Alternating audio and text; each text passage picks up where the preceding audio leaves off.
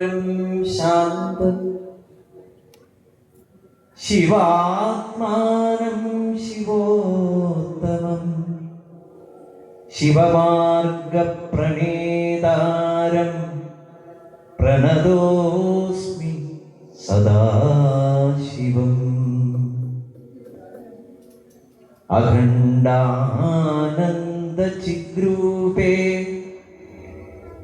അദ്വൈതാമൃതവർഷിണി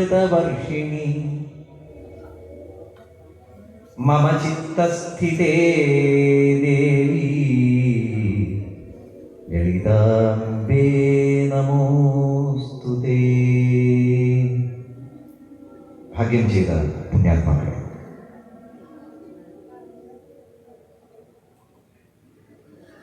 അഷ്ടാദശ പുരാണങ്ങളിൽ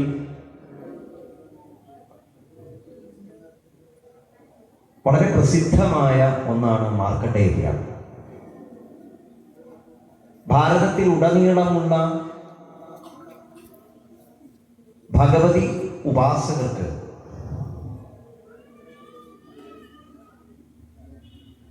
നിത്യജപമായി തന്നെ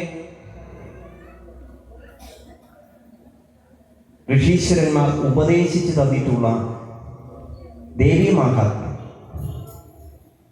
ഈ മാർക്കണ്ഡേയ പുരാണത്തിലെ വളരെ പ്രധാനപ്പെട്ട ഒരു ഭാഗമാണ്.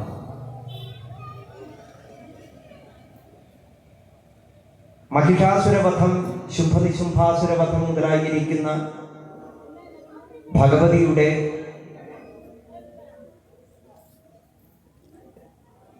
ലോക സംരക്ഷണാർത്ഥമുള്ള ലീലകൾ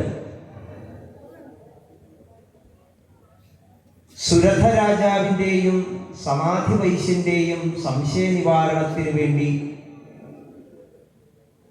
സമാധി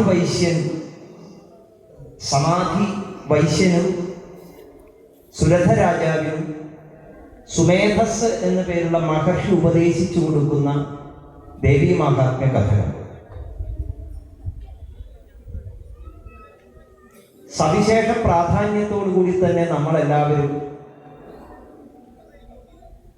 സപ്തശതി എന്നുകൂടി വിശേഷണമുള്ള ദേവീ മാഹാത്മ്യത്തെ ഉപാസിക്കുന്നുണ്ട്.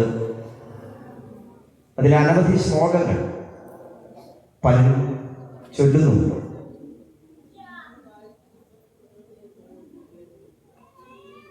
ഈ മാർക്കണ്ഡേയ പുരാണം ഭഗവതിയുടെ കഥകൾ മാത്രമല്ല പറയുന്നത്. ബ്രഹ്മാവ്, മഹാവിഷ്ണു, ഇന്ദ്രൻ ഇങ്ങനെയുള്ള സകല ദേവതകളുടെയും ചരിത്രങ്ങളിലൂടെ മറ്റു പുരാണങ്ങളെ പോലെ തന്നെ സർഗം, വിസർഗം, മന്വന്തരം, വംശാനുചരിതം, ഈശാനുചരിതം എന്ന ലക്ഷണങ്ങളോടുകൂടിയ കഥകളെയെല്ലാം ഉൾപ്പെടുത്തിക്കൊണ്ട് തന്നെയാണ് വ്യാസൻ ശിഷ്യർക്ക് പഠിപ്പിച്ചു കൊടുത്തിട്ടുള്ളത്.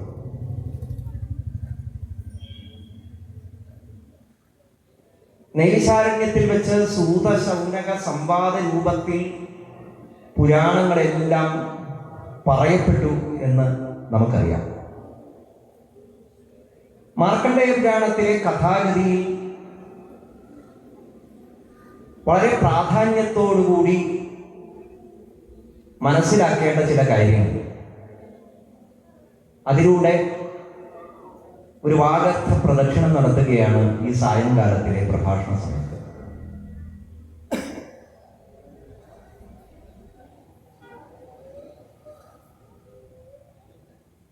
സാക്ഷാൽ വേദവ്യാസ മഹർഷിയുടെ ശിഷ്യന്മാരെ സുമന്തു, പൈലൻ, ജൈമിനി, വൈശമ്പായനൻ, രോമകർഷണസൂതൻ, പിന്നെ വ്യാസപുത്രനായിരിക്കുന്ന ശ്രീശുരൻ, ഇവരിലൂടെയാണ് പുരാണങ്ങളെല്ലാം വിസ്തൃതമായത്. പുരാണങ്ങൾ മാത്രമല്ല, വ്യാസോച്ഛിഷ്ടം ജഗത് സർവം,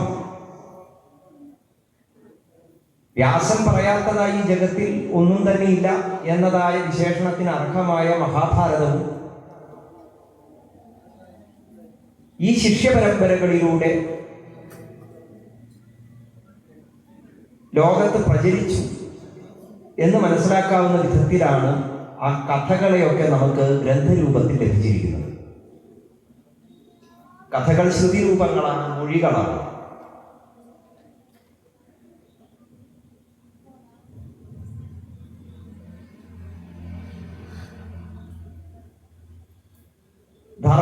ധർമ്മത്തിൻ്റെയും അർത്ഥത്തിൻ്റെയും മോക്ഷത്തിൻ്റെയും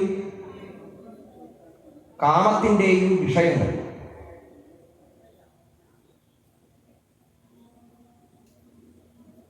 ധർമ്മസ്യ അർത്ഥസ്യ കാമസ്യ മോക്ഷസ്യ ച ഭരതർഷഭ യദിഹാസ്തി തദന്യത്ര യന്നേഹാസ്തി തത് ന ക്വചി. ഈ വിഷയങ്ങളെക്കുറിച്ച് ഇതിലുള്ളത് ലോകത്ത് പലയിടത്തും കാണാൻ സാധിക്കും. പക്ഷെ ഇതിലില്ലാത്തത് ലോകത്തിൽ എവിടെയും ഉണ്ടാവുകയില്ല.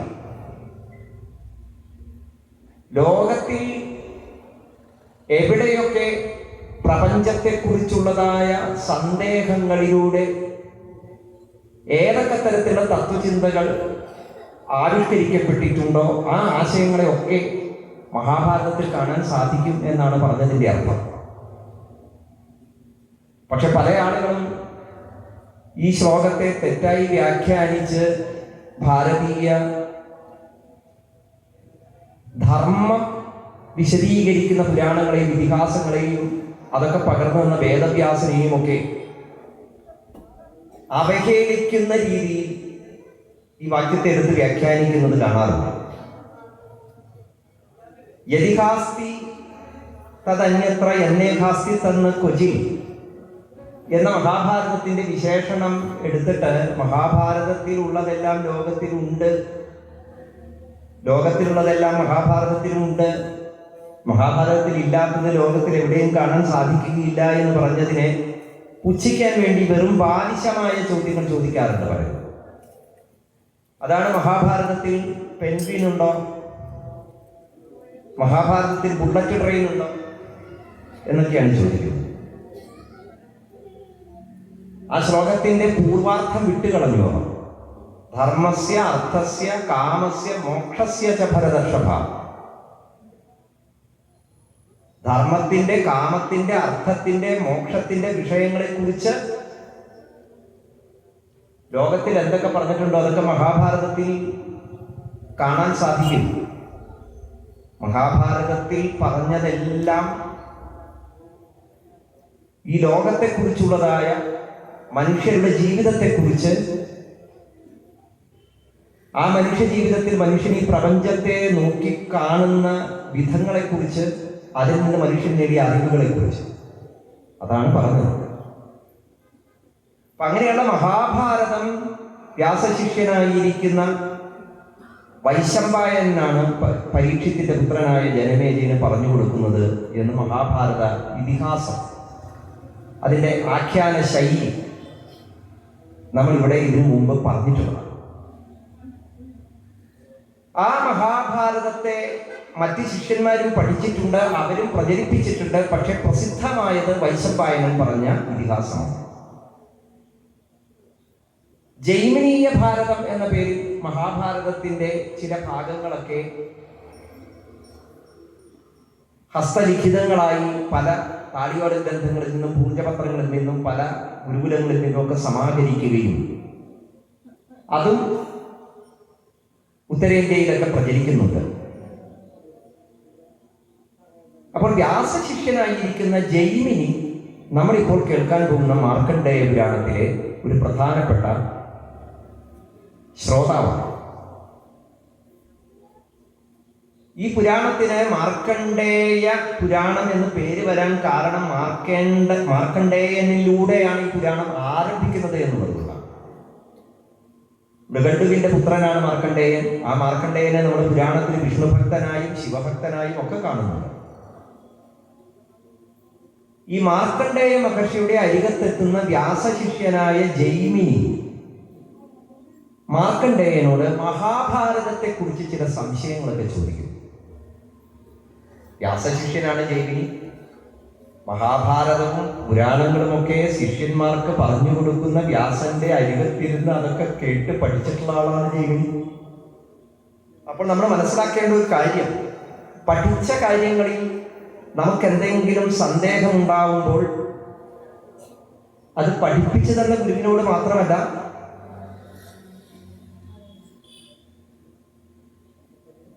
തപസ് കൊണ്ടും ധ്യാനം കൊണ്ടും ജ്ഞാനം കൊണ്ടും ഉന്നത സ്ഥാനത്തിരിക്കുന്ന ആളുകളുടെ അരികത്ത് എത്തിക്കഴിഞ്ഞാൽ നമുക്ക് ഉള്ളിൽ ഏതെങ്കിലും തരത്തിലുള്ള സംശയങ്ങളുണ്ടെങ്കിൽ അതൊക്കെ നിവാരണം ചെയ്യാൻ അവരെ ഗുരുക്കന്മാരായി വരിക്കുക എന്നത്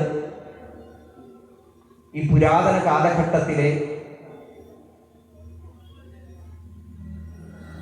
ശ്രുതി ഒഴുകിയ മാർഗം തന്നെയാണ്.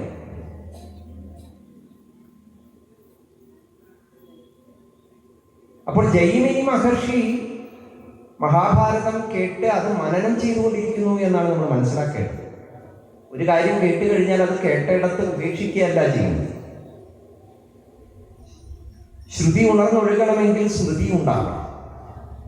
ശ്രുതി സ്മൃതിയാവണമെങ്കിൽ അതിന് സാധന വേണം. കേട്ടതെന്തോ അത് മനനം ചെയ്തുകൊണ്ടിരിക്കുക എന്ന പ്രക്രിയയിലൂടെയാണ് ശ്രുതികൾ സ്മൃതികളായി വരുന്നത്. ആ സ്മൃതി സംസ്കാരമാകുന്നത് നാം കേട്ട് ഓർമ്മയിൽ വച്ചിരിക്കുന്ന കാര്യങ്ങളെ ജീവിതത്തിൽ അനുഷ്ഠാനമാക്കി മാറ്റുമ്പോഴാണ് അത് സംസ്കാരമായി മാറുക, ക്രിയായോഗമായി മാറുക, ജീവിത പദ്ധതികളായിട്ട് മാറുക. അപ്പൊ ജൈമിനി മഹർഷി മാർക്കണ്ഡേയനോട് മഹാഭാരതത്തെ കുറിച്ച് 4 കാര്യങ്ങൾ ചോദിച്ചപ്പോൾ മാർക്കണ്ഡേയ മഹർഷി പറഞ്ഞു, അങ്ങൊരു കാര്യം ചെയ്യൂ, ഇവിടെ നിന്ന് വിന്ധ്യപർവ്വതത്തിലെത്തുക. ആ വിന്ധ്യപർവ്വതത്തിൽ 4 പക്ഷികളുണ്ട്. വിചിത്രമായിരിക്കുന്ന ഗുണങ്ങളോടുകൂടിയ പക്ഷികളാണ്. പിങ്കളൻ, വിബോധൻ, സുപുത്രൻ, സുമുഖൻ, ഇങ്ങനെയാണ് 4 പക്ഷികളുടെ പേര്. അങ്ങ് ആ 4 പക്ഷികളോട് ഇതേ ചോദ്യം ചോദിക്കുക. ഞാനിപ്പോൾ തപോധ്യാനനിരതനായി വർത്തിക്കുകയാണ്. എനിക്കിപ്പോൾ അങ്ങ് ചോദിച്ച ചോദ്യത്തിന് ഉത്തരം പറയുവാനുള്ളതായ സമയമില്ല. അങ്ങയുടെ ചോദ്യം വളരെ ഗഹനമാണ്. പെട്ടെന്ന് ഉത്തരം പറഞ്ഞു തരാൻ കഴിയുന്ന കാര്യങ്ങളല്ല. അതാണ് പറഞ്ഞതിൻ്റെ അർത്ഥം. വളരെ വിസ്തരിച്ച് തന്നെ കേൾക്കേണ്ട കാര്യങ്ങളാണ്. അപ്പൊ അതുകൊണ്ട് അത് പറഞ്ഞു തരാൻ യോഗ്യരായിട്ടുള്ള ആളുകൾ ഈ വിന്ധ്യപർവ്വതത്തിലെ പക്ഷികളാണ് എന്ന് ജൈമിനി മഹർഷി പറയുന്നു. ജൈമിനി മഹർഷിയോട് മാർക്കണ്ഡേയൻ പറയുന്നു. അങ്ങനെ ജൈമിനി മഹർഷി പക്ഷികളുടെ അരികത്തേക്ക് പോകുന്നു. കഥാരംഭം ഇങ്ങനെയാണ്. പിന്നീട് ജൈമിനി വിന്ധ്യപർവ്വതത്തിലെത്തി പക്ഷികളോട് ചോദിക്കുന്ന ചോദ്യങ്ങൾക്ക് പക്ഷികൾ ഉത്തരം പറയുന്ന രീതിയിൽ മാർക്കണ്ഡേയ പുരാണത്തിലെ ആദ്യ കഥകളൊക്കെ വിസ്തരിച്ചതിന് ശേഷം തുടർന്നുള്ള കഥകൾ പലതരത്തിലുള്ള സംവാദങ്ങൾ, പല വക്താക്കളും ശ്രോതാക്കളും ഒക്കെ മാറി മാറി വരുന്നുണ്ട്. പൊതുവായി മാർക്കണ്ഡേയ പുരാണം സ്വീകരിച്ചിട്ടുള്ള ഒരാശയം ആദ്യമേ തന്നെ പറയുകയാണ്, ഈ പക്ഷികളും ജൈമിനിയും തമ്മിലുള്ള സംവാദത്തിലൂടെ അത് വിധിയെക്കുറിച്ചാണ്. കാലം എന്ന് പറയുന്ന ഒരു മഹാസത്യത്തെക്കുറിച്ചാണ്. ഈ ലോകത്തിൽ എന്തൊക്കെ സംഭവിക്കുന്നുണ്ടോ അതൊക്കെ കാലശക്തിയാണ് ഉള്ള നിയോഗങ്ങളാണ്. ഇതാണ് മാർക്കണ്ഡേയ പുരാണം മുന്നോട്ട് വയ്ക്കുന്നത്. അത് തന്നെയാണ് നമ്മുടെ ദേവി മാഹാത്മ്യ കഥയിൽ മായാശക്തിയായി ഭഗവതി അവതരിച്ച് ലോകത്തെ മുഴുവൻ പരിരക്ഷിക്കുന്നതിന് വേണ്ടി ദുഷ്ടനിഗ്രഹത്തിനായി യുദ്ധം ചെയ്തതായ കഥയാണ് ദേവി മാഹാത്മ്യത്തിലെ പ്രതിപാദ്യം. അപ്പൊ ഇങ്ങനെയുള്ള കഥകളാണ് മാർക്കണ്ഡേയ പുരാണം പറയുന്നത്. ഒപ്പം നമുക്ക് ചില സന്ദേശങ്ങളൊക്കെ തരുന്നുണ്ട്. സർവഭൂതദയ, ദേവി ഭാഗവതം ഭക്തിയെ വ്യാഖ്യാനിക്കുന്നത് അങ്ങനെയാണ്. ഈശ്വരഭക്തി എന്ന് പറഞ്ഞു കഴിഞ്ഞാൽ മറ്റ് ജീവജാലങ്ങളോട് നമുക്കുണ്ടാവേണ്ട കാരുണ്യം, ദയ എന്നിങ്ങനെയുള്ള ഭാവങ്ങളാണ്. അത് ഉണ്ടാകുന്നത് എപ്പോഴാണ്? ഈശ്വരൻ സർവചരാചരങ്ങളിലും വർത്തിക്കുന്നു എന്നതായ തിരിച്ചറിവ്, ഒരു അവബോധം നമുക്ക് ജനിക്കുമ്പോഴാണ് സർവ്വജീവജാലങ്ങളോടും നമുക്ക് സ്നേഹമുണരുന്നത്, ആദരവുണ്ടാകുന്നത്, കാരുണ്യമുണ്ടാകുന്നത്. ദുഃഖിതരായ ആളുകളെ പരിഗണിക്കാതെ എന്ത് യാഗദാനാദി പുണ്യകർമ്മങ്ങൾ ചെയ്താലും അതൊക്കെ നിരർത്ഥകമാണ് എന്ന് വ്യക്തമായി ദേവി ഭാഗവതം പറയും, ഈ മാർക്കണ്ഡേയ പുരാണം പറയുന്നു. ന സ്വർഗേ ബ്രഹ്മലോകേ വാ തത്സുഖം പ്രാപ്യതേ നരൈ യത് ആർത്തജന നിർവാണോത്ഥം ഇതിമേ മതി. ആർത്തന്മാരായിരിക്കുന്ന, ഏതെങ്കിലും തരത്തിലെ ജീവിതത്തിലെ പ്രതിസന്ധികളിൽപ്പെട്ട് ദുഃഖിക്കുന്നവരായിരിക്കുന്ന ആളുകളെ സമാധാനിപ്പിക്കുക എന്നത് ബ്രഹ്മലോകത്തിലും പുണ്യലോകങ്ങളിലും ലഭിക്കുന്ന സുഖത്തിന് തുല്യമാണ് എന്നാണ് പറയുന്നത്. അതിന് തുല്യമായ പുണ്യവും സുഖവും നമുക്ക് പ്രദാനം ചെയ്യുന്നു ആർത്തന്മാരെ സമാധാനിപ്പിക്കുക എന്ന പ്രവൃത്തി.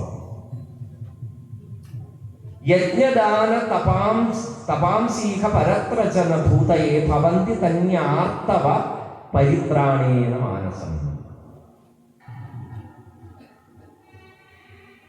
ദുഃഖിതരെ രക്ഷിക്കുന്നതിൽ ശ്രദ്ധയില്ലാത്തവരായ ആളുകളുടെ ഒരു കർമ്മങ്ങളും സഫലമാകുന്നില്ല എന്നാണ് തുറന്നടിക്കുന്നത് ഈ മാർക്കണ്ഡേയത്തിലെ ആശയം.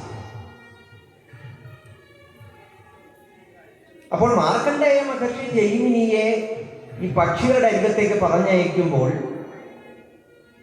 പ്രധാനമായും ജൈമിനി ചോദിച്ചത് 4 കാര്യങ്ങളാണ്. മഹാഭാരതത്തിൽ നിന്നുള്ള 4 സംശയങ്ങളാണ് ജൈമിനിയുടെ ചോദ്യം. ഒന്നാമത്തെ ചോദ്യം, സാക്ഷാൽ മഹാവിഷ്ണു ഒരു മനുഷ്യനായി അവതരിക്കാൻ എന്താണ് കാരണം? ഒന്നാമത്തെ ചോദ്യമാണ്.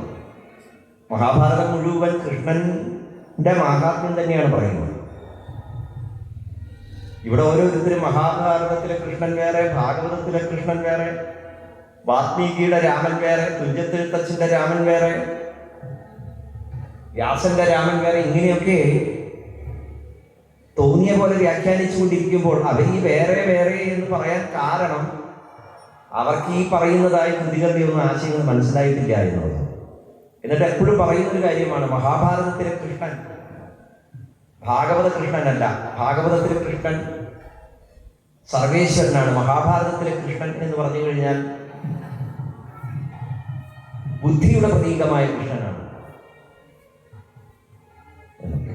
പക്ഷെ മഹാഭാരതത്തിന്റെ തുടക്കത്തിൽ തന്നെ വ്യാസൻ പറഞ്ഞത് ഭഗവാൻ വാസുദേവസ്യ കീർത്യതേത്ര സനാതനഃ. വാസുദേവൻ, ഭഗവാൻ വാസുദേവനെ തന്നെയാണ് ഇവിടെ സനാതന തത്വമായിട്ട് ഞാൻ പ്രകീർത്തിക്കുന്നത് എന്ന് മഹാഭാരതത്തിൽ തന്നെ പറഞ്ഞിട്ടുണ്ട്. മഹാഭാരതം മുഴുവൻ വായിച്ചു കഴിയുമ്പോഴേ നമുക്കത് മനസ്സിലാവും. നമ്മുടെ ഉള്ളിൽ വൈരാഗ്യത്തെ ഉണർത്തി, വിഗതരാഗാവസ്ഥ, അതാണ് വൈരാഗ്യം.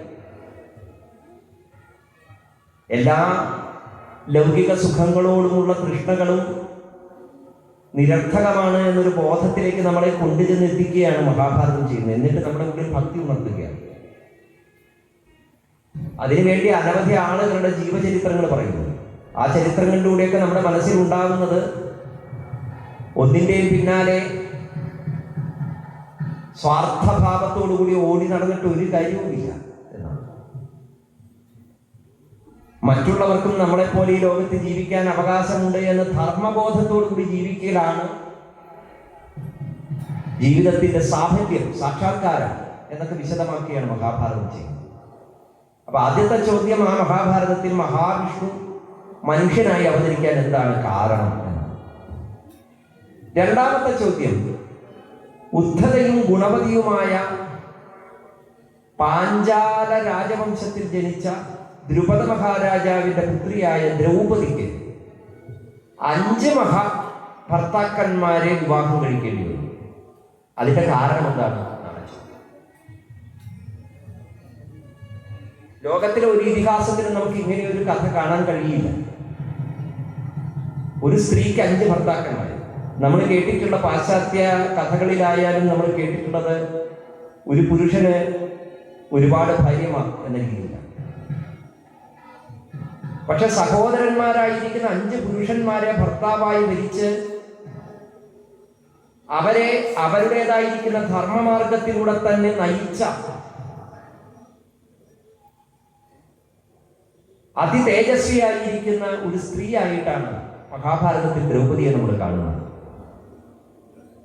അപ്പോൾ ഈ ദ്രൗപദിക്ക് 5 ഭർത്താക്കന്മാരുണ്ടാകാൻ എന്താണ് കാരണം എന്നാണ് രണ്ടാമത്തെ ചോദ്യം.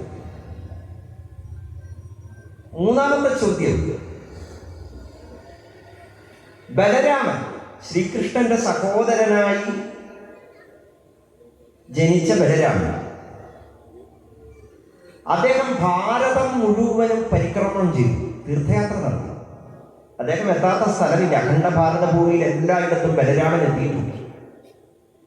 12 വർഷം നീണ്ടു നിന്നൊരു തീർത്ഥയാത്രയാണ്, ദിവസങ്ങളല്ല.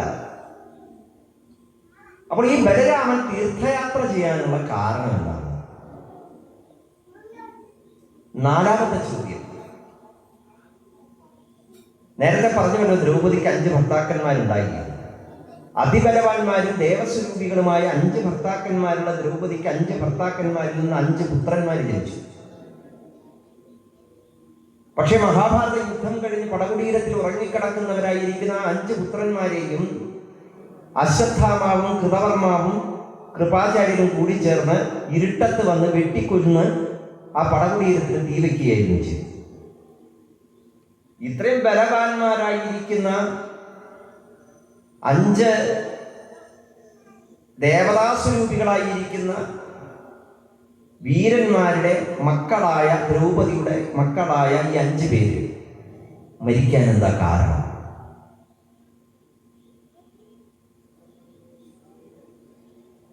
വെറുതെ മരിക്കുകയല്ലല്ലോ ചെയ്തു, അപമൃത്യുവാണ്. ഉറങ്ങിക്കിടക്കുമ്പോൾ ശത്രുക്കൾ വന്ന് തലയിറങ്ങുക എന്ന വളരെ നീചമായിരിക്കുന്ന ഒരു മരണം അതവർക്ക് വിധിക്കപ്പെട്ടത് എന്തുകൊണ്ടാണ്? ഇതാണ് 4 ചോദ്യങ്ങൾ. അപ്പോൾ മാർക്കണ്ഡേയൻ പറഞ്ഞത്, ഈ 4 ചോദ്യങ്ങൾക്ക് ഉത്തരം പറയാൻ അങ്ങ് വിന്ധ്യപർവ്വതത്തിലെ പക്ഷികളെ സമീപിക്കൂ എന്നാണല്ലോ. മാർക്കണ്ഡേയ മഹർഷി പറഞ്ഞത് പ്രകാരം ജൈമിനി വിന്ധ്യപർവ്വതത്തിലേക്ക് പോയി. അവിടെ ഈ 4 പക്ഷികളെ കണ്ടു. പിംഗാക്ഷൻ, വിബോധൻ, സുപുത്രൻ, സുമുഖൻ. പിംഗളാക്ഷൻ തവിട്ട് നിറത്തിലുള്ള കണ്ണോട് കൂടിയവൻ, വിശേഷ ബോധത്തോടു കൂടിയവൻ വിബോധൻ, സത്കർമ്മങ്ങളെ കൊണ്ട് ജനിച്ചവൻ സുപുത്രൻ, എല്ലാ ഗുണങ്ങളും തികഞ്ഞ സൗന്ദര്യത്തോടു കൂടിയവൻ സുമുഖൻ. ഈ 4 പേരോട് മാർക്കണ്ഡേയ മഹർഷി ഈ ചോദ്യം ചോദിച്ചപ്പോൾ അവർ ഉത്തരം പറയാൻ പറയും. ജൈമിനി. അപ്പോൾ ജൈമിനിക്ക് മറ്റൊരു സംശയം കൂടിയുണ്ട്. മധുരമായിട്ടാണ് ഈ പക്ഷികൾ സംസാരിക്കുന്നത്. അപ്പൊ ആ പക്ഷികളോട് ജൈമിനി മഹർഷി ചോദിക്കുന്നു, നിങ്ങൾ 4 പേരും ഇങ്ങനെ മനോഹരമായി സംസാരിക്കാൻ എവിടെ നിന്നാണ് പഠിച്ചത്? എങ്ങനെയാണ് നിങ്ങൾക്ക് ആ കഴിവ് കിട്ടിയത് എന്ന് ചോദിക്കുമ്പോൾ ആ പക്ഷികൾ അവരുടെ കഥ പറയുന്നു. പണ്ട് ദേവലോകത്ത് നാരദ മഹർഷി വന്നു ചേർന്നപ്പോൾ ഇന്ദ്രൻ ദേവലോകത്തിലെ ഉദ്യാനത്തിൽ ഗന്ധർവന്മാരുടെ പാട്ട് കേട്ട് അപ്സരസ്സുകളുടെ നൃത്തം കണ്ട് ഇങ്ങനെ ആസ്വദിക്കുകയായിരുന്നു. നാരദനെ കണ്ടപ്പോൾ ഇന്ദ്രൻ വേഗം എഴുന്നേറ്റു. സഭയിലുള്ളവരും എല്ലാവരും എഴുന്നേറ്റു. ഇന്ദ്രനെ ആ നാരദനെ സ്വീകരിച്ചു, വിശിഷ്ടമായി ഇരിപ്പിടം കൊടുത്തിരുത്തി കുശല പ്രശ്നങ്ങളൊക്കെ ചോദിച്ചു. അപ്പൊ ദേവേന്ദ്രൻ പറഞ്ഞു, അല്ല നാരദൻ, പക്ഷേ ഈ നർത്തകികൾ ആരാണ് അങ്ങേക്ക് വേണ്ടി നൃത്തം ചെയ്യേണ്ടത്? നാരദ മഹർഷി പറഞ്ഞു, ഇതിലേറ്റവും യോഗ്യയായവൾ ആരാണ് എന്ന് ആർക്കാണോ തോന്നുന്നത് അവൾ നൃത്തം ചെയ്യട്ടെ എന്ന്. അതുവരെ ഒരുമിച്ച് സന്തോഷത്തോടുകൂടി നൃത്തം ചെയ്തിരുന്ന അപ്സരസുകളൊക്കെ പരസ്പരം അപ്പോൾ അസൂയോടുകൂടി നോക്കാൻ തുടങ്ങി. ഓരോരുത്തർക്കും വിചാരമായി, ഞാനാണ് ശ്രേഷ്ഠ, ഞാനാണ് ശ്രേഷ്ഠ. നാരദന്റെ ഒരു ഒറ്റ വാക്ക് മതി. അപ്പൊ നാരദ മഹർഷി പറഞ്ഞു, ഇങ്ങനെ നിങ്ങൾ വെറുതെ അങ്ങോട്ടും ഇങ്ങോട്ടും കലഹിച്ചിട്ട് കാര്യമില്ല. ആരാണോ മഹാതപസ്വിയായിരിക്കുന്നതായ ദുർവാസാവ് തപസ് ചെയ്യുന്നുണ്ട്, അദ്ദേഹത്തിന്റെ തപസ്ഥാനത്ത് ചെന്ന് അദ്ദേഹത്തെ ധ്യാനത്തിൽ നിന്ന് ഉണർത്തുന്നത്, അവരായിരിക്കും ഏറ്റവും യോഗ്യതയുള്ളവർ. ആർക്കാണ് ധൈര്യം? അപ്പൊ ഉർവശി, രംഭ, തിലോത്തമ മുതലായിരിക്കുന്ന സകല അപ്സരസുന്ദരികളും അയ്യോ അത് ഞങ്ങൾക്ക് സാധ്യമല്ല എന്ന് പറഞ്ഞ് പിൻവാങ്ങി. കാരണം ദുർവാസാവ് അദ്ദേഹത്തെയൊക്കെ തപസ് ചെയ്യുന്ന സമയത്ത് ശല്യപ്പെടുത്തി കഴിഞ്ഞാൽ എന്താ സംഭവിക്കാതെന്ന് പറയാൻ പറ്റില്ല. പക്ഷെ അപ്സരസ്സുകളിൽ വപുസ എന്ന പേരുള്ളതായ ഒരു സ്ത്രീ, അവൾ പറഞ്ഞു, ഞാൻ ചെയ്യാൻ ഈ കാര്യം. ഇങ്ങനെ അഹങ്കാരത്തോടു കൂടി പറഞ്ഞു. വപുസ നാരദന്റെ ഈ മത്സരത്തെ ഏറ്റെടുത്ത്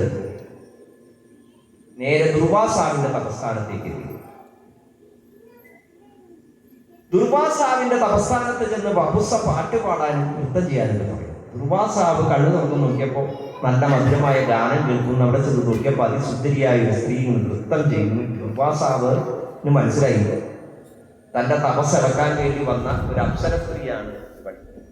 വേഗം തന്നെ ദുർവാസാവ് ക്രുദ്ധനാവുകയും അവളെ ശപിക്കുകയും ചെയ്യും. നീ ഒരു പെൺപക്ഷിയായി പിറക്കട്ടെ, 16 വർഷം ഭൂമിയിൽ ഒരു പെൺപക്ഷിയായി ജീവിക്കും, എന്നിട്ടോ ശരമേറ്റ് മരിക്കും. ആ പെൺപക്ഷിയായി ജീവിക്കുന്ന കാലഘട്ടത്തിൽ നിനക്ക് 4 ആൺകുട്ടികളുണ്ടാവും. ഇനി നിങ്ങളൊന്നും ചോദിക്കണ്ട എന്ന് വാസാവിന്റെ വഴി പോയി. വപുസ ശാപത്തെ അംഗീകരിച്ചു. അങ്ങനെ പക്ഷിവംശത്തിൽ വപുസ ജനിക്കാനുണ്ടായ കാരണകഥ പറയാൻ തുടങ്ങി. അരിഷ്ടനേമിയുടെ പുത്രനായി ഗരുഡന്റെ പുത്രൻ സമ്പാദിക്കൊരു മകൾ ജനിച്ചു, കുന്തി. ഇതൊക്കെ പക്ഷികളാണല്ലോ. കുന്തിയിൽ നിന്ന് ജനിച്ചവനാണ് പ്രലോലുപൻ. പ്രലോലുപൻ എന്ന് പേരുള്ളതായ പക്ഷിശ്രേഷ്ഠന് 2 മക്കളുണ്ടായി. ഒന്ന് കങ്കൻ, മറ്റൊന്ന് കന്ധൻ. ഈ കങ്കനും കന്ധനും സഹോദരന്മാരാണ്, അതിബലവാന്മാരാണ്, ഗുണങ്ങൾ തികഞ്ഞവരാണ്. ഒരു ദിവസം കങ്കൻ ഇങ്ങനെ ഹിമാലയ സാനുക്കളിലൂടെ പറന്ന് സഞ്ചരിച്ചുകൊണ്ടിരിക്കുന്ന സമയത്ത് അവിടെ കുബേരഭൃത്യനായിരിക്കുന്ന വിദ്യുത് രൂപൻ എന്ന പേരുള്ള ഒരുവൻ, രാക്ഷസ സ്വഭാവമാണ്. കുബേരഭൃത്യനാന്ന് പറഞ്ഞിട്ട് കാര്യമില്ല. കുബേരൻ എന്ന് പറഞ്ഞ ഗന്ധർവനാണെങ്കിലും ഈ വിദ്യുത് രൂപന് ഒരു രാക്ഷസ പ്രകൃതിയാണ്. അവനിങ്ങനെ ഒരു ഗിരിശൃംഗത്തിന്റെ മുകളിൽ തൻ്റെ കാമുകിയോടൊപ്പം ഇരിക്കുകയായിരുന്നു. ഈ സമയത്താണ് കങ്കൻ അവിടെ വരുന്നത്. കങ്കൻ ഇങ്ങനെ ആകാശത്തിൽ ചുറ്റിയടിച്ച് നടക്കുന്ന സമയത്ത് അവന്റെ ചിറകടികളെ കൊണ്ട് അവിടെയുള്ള വൃക്ഷലതാദികളൊക്കെ ഇങ്ങനെ കാറ്റ് തുലയാൻ തുടങ്ങി. ഇത് കണ്ടപ്പോൾ ഈ വിദ്യുത് രൂപന് ദേഷ്യം വന്നു. തൻ്റെ അരികത്തിരിക്കുന്നതായ മദനിക എന്നാണ് ആ കാമുകിയുടെ പേര്, ഒരു അപ്സരസാണ്. അവരുടെ മുമ്പിൽ വെച്ച് ഈ പക്ഷിയോട് തൻ്റെ വീര്യം പ്രകടിപ്പിക്കുന്നതിന് വേണ്ടി കങ്കനോട് പറഞ്ഞു, ഹേ പക്ഷി ശ്രേഷ്ഠ, നീ ഇവിടെ നിന്ന് പൊക്കോ, ഇത് എൻ്റെ സ്ഥലമാണ്. ഞാൻ എൻ്റെ കാമുകിയോട് ഒപ്പം ഇരിക്കുമ്പോൾ നീ എന്തിനാണ് ഇവിടെ വന്ന് ശല്യപ്പെടുത്തുന്നത് എന്ന് ചോദിച്ച് ഈ വിദ്യുത് രൂപൻ കങ്കനെ ആട്ടിപ്പായിക്കാൻ നോക്കി. അപ്പൊ കങ്കൻ ദേഷ്യം വന്നു. കങ്കൻ പറഞ്ഞു, ഈ പ്രകൃതി എല്ലാവരുടെയാണ്, നിനക്ക് മാത്രമായി ഒരു സ്ഥലമൊന്നും ഈ ലോകത്തില്ല. എല്ലാവർക്കും അവകാശപ്പെട്ടതാണ് പുഴയും കാടും മരവും ഇലയും കായും ഒക്കെ. അപ്പൊ എന്ത് ന്യായപ്രകാരമാണ് നീ എന്നെ ഇവിടെ നിന്ന് ആട്ടിപ്പായിക്കുന്നത് എന്ന് ചോദിച്ച് കങ്കനും ചോദിച്ചു. 2 പേരും തമ്മിൽ യുദ്ധമായി. യുദ്ധത്തിന്റെ ഒടുവിൽ ഈ വിദ്യുത് രൂപൻ എന്ന് പേരുള്ളതായ രാക്ഷസൻ കങ്കനെ വധിച്ചു. വാളുകൊണ്ട് വെട്ടേറ്റ് ചോര ഒലിപ്പിച്ച് ഉറക്കെ കരഞ്ഞുകൊണ്ട് കങ്കൻ കുറച്ചു ദൂരം പറന്ന് നിലത്ത് വീണു. സഹോദരനെ അന്വേഷിച്ചു വന്ന കന്ധൻ തന്റെ സഹോദരൻ ചോരയിൽ കുളിച്ചു കിടക്കുന്നത് കണ്ടു. കാര്യം ചോദിച്ചപ്പോഴാണ് ഈ വിദ്യുത് പ്രരൂപൻ എന്ന് പേരുള്ളതായ രാക്ഷസൻ എന്നെ ഇങ്ങനെയാക്കി എന്ന് പറഞ്ഞ് കങ്കൻ മരിച്ചു. തന്റെ സഹോദരനെ വധിച്ച ആ രാക്ഷസനോട് പ്രതികാരം ചെയ്യുന്നതിന് വേണ്ടി കന്ധരൻ ഈ വിദ്യുത് രൂപന്റെ അരികിലെത്തി.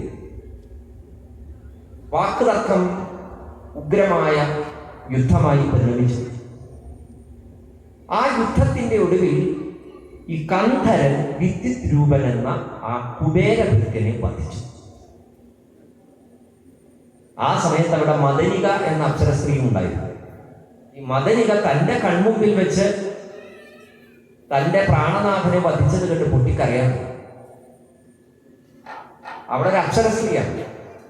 പെട്ടെന്ന് അവളുടെ ഭാവം മാറി അവൾ ആ കന്ധരൻ എന്ന് പറയുന്ന പക്ഷിയോട് പറഞ്ഞു, പക്ഷി ശ്രേഷ്ഠ, എനിക്കിനി രക്ഷകരായിട്ട് ആരുമില്ല, അതുകൊണ്ട് നീ എന്നെ ഇനി രക്ഷിക്കണം, നീ എന്നെ ഭാര്യയായി സ്വീകരിക്കണം എന്ന് പറഞ്ഞപ്പോൾ കന്ധരൻ വേഗം ആ അപ്സരസിനെ തന്റെ പത്നിയായി സ്വീകരിച്ചു. സ്വേച്ഛാസ്വരൂപം ധരിക്കാൻ കഴിവുള്ളവളാണ് മദനിക. അതുകൊണ്ട് ആ പക്ഷിയോടൊപ്പം ഒരു പക്ഷിയുടെ രൂപത്തിലാണ് മദനിക പോയത്. അങ്ങനെ കന്ധരന് മദനികയിൽ ഒരു പുത്രി ജനിച്ചു, പക്ഷി തന്നെ. കന്ധരൻ എന്ന പക്ഷിയിൽ പക്ഷിരൂപം, മദനിക എന്ന അപ്സര സ്ത്രീയിൽ ദുർവാസാവിന്റെ ശാപമേറ്റ് പക്ഷിയായി ജനിക്കാൻ തയ്യാറെടുത്തിരിക്കുന്ന ആ ബപുസ എന്ന അപ്സര സ്ത്രീ തന്റെ ശാപകാലഘട്ടം പൂർത്തിയാക്കുന്നതിന് വേണ്ടി ഈ കന്ധരപുത്രിയായി ജനിച്ചു. അവൾക്ക് താക്ഷി എന്നാണ് പേര്.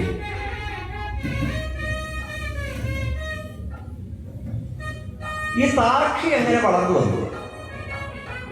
ഈ സമയത്ത് മന്ദപാലൻ എന്ന പേരുള്ളതായ ഒരു പക്ഷിയുടെ 4 മക്കൾ, ജനിതാരി മുതലായിരിക്കുന്ന 4 പക്ഷികളുണ്ട്.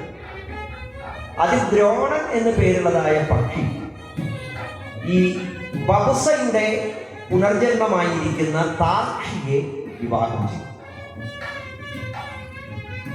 താർക്ഷി ഗർഭിണിയായി. ഇനിയുള്ള കഥ കുറച്ചുകൂടി ശ്രദ്ധയോടെ കേൾക്കണം. താർക്ഷി ഗർഭിണിയായി കഴിഞ്ഞപ്പോൾ താർക്ഷി വിചാരിച്ചു, ശരമേറ്റാണ് ഞാൻ മരിക്കുക എന്ന് ദുർവാസാവിന്റെ ശാപമുണ്ട്. അപ്പൊ ശരമേറ്റ് മരിക്കാൻ എന്താ വഴിയെന്ന് ആലോചിച്ചിട്ടാണ് താർക്ഷി സഞ്ചരിക്കുന്നത്. ആ സമയത്താണ് മഹാഭാരത യുദ്ധം നടക്കുകയാണ്. 18 ദിവസം നീണ്ടു നിന്ന മഹാഭാരത യുദ്ധം. ആദ്യത്തെ 10 ദിവസം ഭീഷ്മരായിരുന്നു സൈന്യാധിപൻ. 10ാം ദിവസം ഭീഷ്മർ വീണു ശരശയിൽ. അർജുനന്റെ അസ്ത്രത്തിൽ ശരശയിൽ ഭീഷ്മർ വീണ് കഴിഞ്ഞപ്പോൾ പിന്നെ സൈന്യാധിപ സ്ഥാനം ഏറ്റെടുത്തത് ദ്രോണാചാര്യരാണ്. ദ്രോണാചാര്യ 5 ദിവസം യുദ്ധം ചെയ്തു. 15ാം ദിവസം ദ്രോണാചാര്യൻ വീണു. ദ്രോണർ വീണ് കഴിഞ്ഞപ്പോൾ പിന്നെ യുദ്ധത്തിന്റെ സാരഥ്യം ഏറ്റെടുത്തത് കർണനായി. 17ാം ദിവസം കർണന് വീണു. പിന്നെ യുദ്ധത്തിന്റെ സാരഥ്യം ഏറ്റെടുത്തത് ശല്യരായിരുന്നു. 18ാം ദിവസം ഉച്ചയായപ്പോൾ ശല്യനും വീണു. പിന്നെ വൈകുന്നേരം ദുര്യോധനനും ഭീമസേനും തമ്മിലുള്ള യുദ്ധത്തിൽ ദുര്യോധനനും തുടക്കടിയേറ്റ് വീണതോടെ യുദ്ധം അവസാനിച്ചു. ഈ യുദ്ധത്തിന്റെ ഇടയിൽ ഭഗദത്തൻ എന്ന് പേരുള്ളതായ ഒരു രാജാവുമായി അത്യുഗ്രമായ യുദ്ധം നടക്കുകയായിരുന്നു അർജുനൻ. ഈ സമയത്താണ് ഈ ഗർഭിണിയായ താർക്ഷി ഈ യുദ്ധക്കളത്തിലേക്ക് വരുന്നത്. അതിഘോരമായ യുദ്ധം നടക്കുമ്പോൾ താർക്ഷി എന്തിനാ വരുന്നത്? ശരമേറ്റ് മരിക്കും എന്ന ദുർവാസാവിന്റെ ശാപത്തെ പൂർത്തീകരിച്ച് എത്രയും വേഗം ഈ പക്ഷിയുടെ ജന്മം അവസാനിപ്പിക്കണം എന്ന് വിചാരിച്ചിട്ടാണ് ഇവൾ വന്നിട്ടുള്ളത്. യുദ്ധക്കളത്തിൽ ശരങ്ങൾ ഇങ്ങനെ മഴ പോലെ വന്നുകൊണ്ടിരിക്കുക. അപ്പൊ താർക്ഷി എന്ത് ചെയ്തു? ഭഗദത്തനുമായി അർജുനൻ യുദ്ധം ചെയ്യുമ്പോൾ ഈ ഭഗദത്തന്റെ ചേരിയിൽ വന്ന് അർജുനന്റെ നേരെ മുമ്പിൽ വന്ന് നിൽക്കുകയാണ്. തേരുകൾക്കിടയിൽ ഉഗ്രമായിരിക്കുന്ന ആ ശരമാരികൾക്കിടയിൽ അർജുനന്റെ ഏതോ ഒരു ശരം ഈ പക്ഷിയുടെ ഉദരത്തിലൂടെ കടന്നു. ഉദരം കീറിക്കൊണ്ടാണ് കടന്നത്. അപ്പൊ തന്നെ അവള് 4 മുട്ടയിട്ടു. അവൾ ഉദരം കീറിയപ്പോൾ അവളുടെ ശരീരം മാംസം ചിതറി, മണ്ണിൽ ആ ശരീരത്തിലെ മാംസം ഇങ്ങനെ ചിതറി. ആ മാംസത്തിലേക്കാണ് ഈ മുട്ടകൾ വീണത്. അതുകൊണ്ട് ഈ മുട്ടകൾ പൊട്ടിയില്ല. അർജുനന്റെ ശരങ്ങൾ ഇങ്ങനെ തുടരെ പോയിക്കൊണ്ടിരിക്കുകയാണ്, അതിവേഗത്തിൽ പോയിക്കൊണ്ടിരിക്കുകയും മുട്ട വീണ അതേ സമയത്ത് തന്നെ സുപ്രതീകം എന്ന് പേരുള്ളതായ ഒരു ആനയുണ്ട്. ഭഗദത്തന്റെ ആന വളരെ വിശേഷമാണ്. ഈ ആന ഭീമാകാരനായ ഒരു ആനയാണ്. ഈ ആനയുടെ കഴുത്തിൽ വലിയൊരു കുടമണിയുണ്ട്. അർജുനന്റെ ഒരു ശരം ചെന്ന് ഈ ആനയുടെ കഴുത്തിലെ കുടമണി കെട്ടിയിരിക്കുന്ന കയറിൽ ചെന്ന് തറച്ചു. ആ കയറ് ഛേദിക്കപ്പെട്ടു. അപ്പൊ ഈ കുടമണി ആനയുടെ കഴുത്തിൽ നിന്ന് വീണത് ഈ 4 മുട്ടകളുടെ മുകളിലാണ്. മഹാഭാരത യുദ്ധം നടന്നുകൊണ്ടേയിരിക്കും. താർക്ഷി പ്രാണൻ വിട്ടു. താർക്ഷിയുടെ ശരീരമാകുന്ന മാംസത്തിലാണ് ഈ മുട്ടകൾ വീണത്. മുട്ടയ്ക്ക് മുകളിൽ ഈ ഭഗദത്തന്റെ ആനയായ സുപ്രതീകത്തിന്റെ കുടമണി, ആനമണി ഈ 4 മുട്ടകൾക്ക് കാവലാണ്. മഹാഭാരത യുദ്ധം പിന്നെ തുടർന്നു. 18-ാം ദിവസം യുദ്ധം അവസാനിച്ചു. യുദ്ധത്തിൽ 18 അക്ഷൗഹിണികളും നശിച്ചുപോയി. മഹാഭാരത യുദ്ധം കഴിഞ്ഞ് ആകെ അവശേഷിച്ചത് 10 പേരാണ് എന്നാണ് പറയുന്നത്. പാണ്ഡവപക്ഷത്ത് 5 പാണ്ഡവരും കൃഷ്ണനും ശതധനുമാണ്. അങ്ങനെ 7 പേര്. കൗരവപക്ഷത്തോ കൃപാചാര്യൻ, അശ്വത്ഥാമാവ്, കൃതവർമാവ് 3 പേര്. അങ്ങനെ ആകെ 10 പേരാണ് പാണ്ഡവപക്ഷത്ത്. ആകെ പാണ്ഡവപക്ഷത്തും ദുര്യോധന പക്ഷത്തും കൂടി യുദ്ധം കഴിഞ്ഞപ്പോൾ അവശേഷിച്ചു. ഒരു മഹായുദ്ധത്തിന്റെ കെടുതി കണ്ട് യുധിഷ്ഠിരൻ തളർന്നു. രാജ്യം ഭരിക്കാനോ ജീവിക്കാനോ പോലും ആഗ്രഹമില്ലാതെ യുധിഷ്ഠിരൻ കരയാൻ തുടങ്ങി. കാരണം യുദ്ധം കഴിഞ്ഞപ്പോൾ യുധിഷ്ഠിരൻ കേൾക്കുന്നതൊക്കെ അപ്രിയ സത്യങ്ങളാണ്. ആരെയാണ് കൊല്ലണം കൊല്ലണം കൊല്ലണം എന്ന് പറഞ്ഞ് ആക്രോശിച്ചിരുന്നത് ആ കർണൻ തന്റെ സഹോദരനായിരുന്നു എന്നുള്ള തിരിച്ചറിവ്. 6 വയസ്സ് മേലെയുള്ള കർണൻ തന്റെ സഹോദരനായിരുന്നുവെങ്കിൽ ഈ യുദ്ധം തുടങ്ങുന്നതിന് മുമ്പേ അത് മനസ്സിലാക്കാൻ കഴിഞ്ഞിരുന്നുവെങ്കിൽ ഞാൻ എപ്പോഴേ ഈ ദുര്യോധനോടുള്ള വിരോധമൊക്കെ മാറ്റിവെച്ച് വല്ല കാട്ടിലും പോയി തപസ് ചെയ്തേനെ എന്നാണ് യുധിഷ്ഠിരന്റെ പക്ഷം.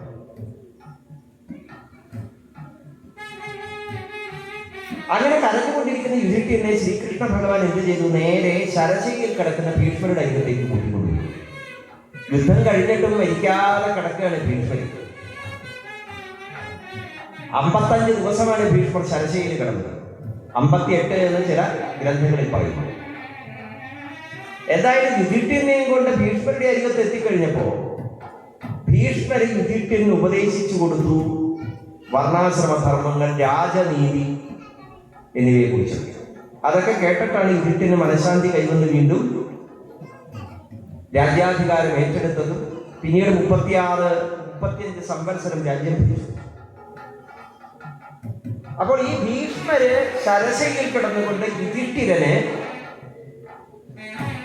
മഹത്തരമായിരിക്കുന്ന ധർമ്മോപദേശം ചെയ്യുന്ന സമയത്ത് ആ യുദ്ധഭൂമിയിലേക്ക് അനവധി യോഗീശ്വരന്മാരും ഋഷീശ്വരന്മാരും അവധൂതന്മാരും ഒക്കെ വന്നിരുന്നു. ആ കൂട്ടത്തിൽ ശമീകൻ എന്ന് പേരുള്ളതായ ഒരു മഹർഷി ഉണ്ടായിരുന്നു.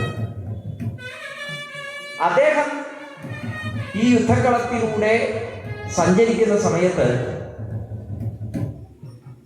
എന്തോ ഒരു ശബ്ദം, കൂശീശി എന്നിങ്ങനെയുള്ള ഒരു ശബ്ദം ഇങ്ങനെ കേട്ടിട്ട് മഹർഷി വേഗം നിന്നു. കൂടെ കുറെ ശിഷ്യന്മാരുണ്ട്. ശിഷ്യന്മാരോട് ഒരു നിമിഷം നിൽക്കും. യുദ്ധം കഴിഞ്ഞ് ഈ കുറുനരികളും കഴുകന്മാരും മാംസമൊക്കെ കൊത്തി തിന്ന് പിന്നീട് ഈ ഭീഷ്മരുടെ ശാന്തിക്ക് വേണ്ടിയുള്ളതായി ഉപദേശം ആരംഭിച്ചതോടുകൂടി കുരുക്ഷേത്രം വളരെ ശാന്തമായി കഴിഞ്ഞു. ആ ശാന്തതയിൽ വളരെ നേർത്തതായ ശബ്ദം കേട്ടിട്ടാണ് ശമീക മഹർഷി നിന്നത്. ഇത് എന്തിന്റെ ശബ്ദമാണ്?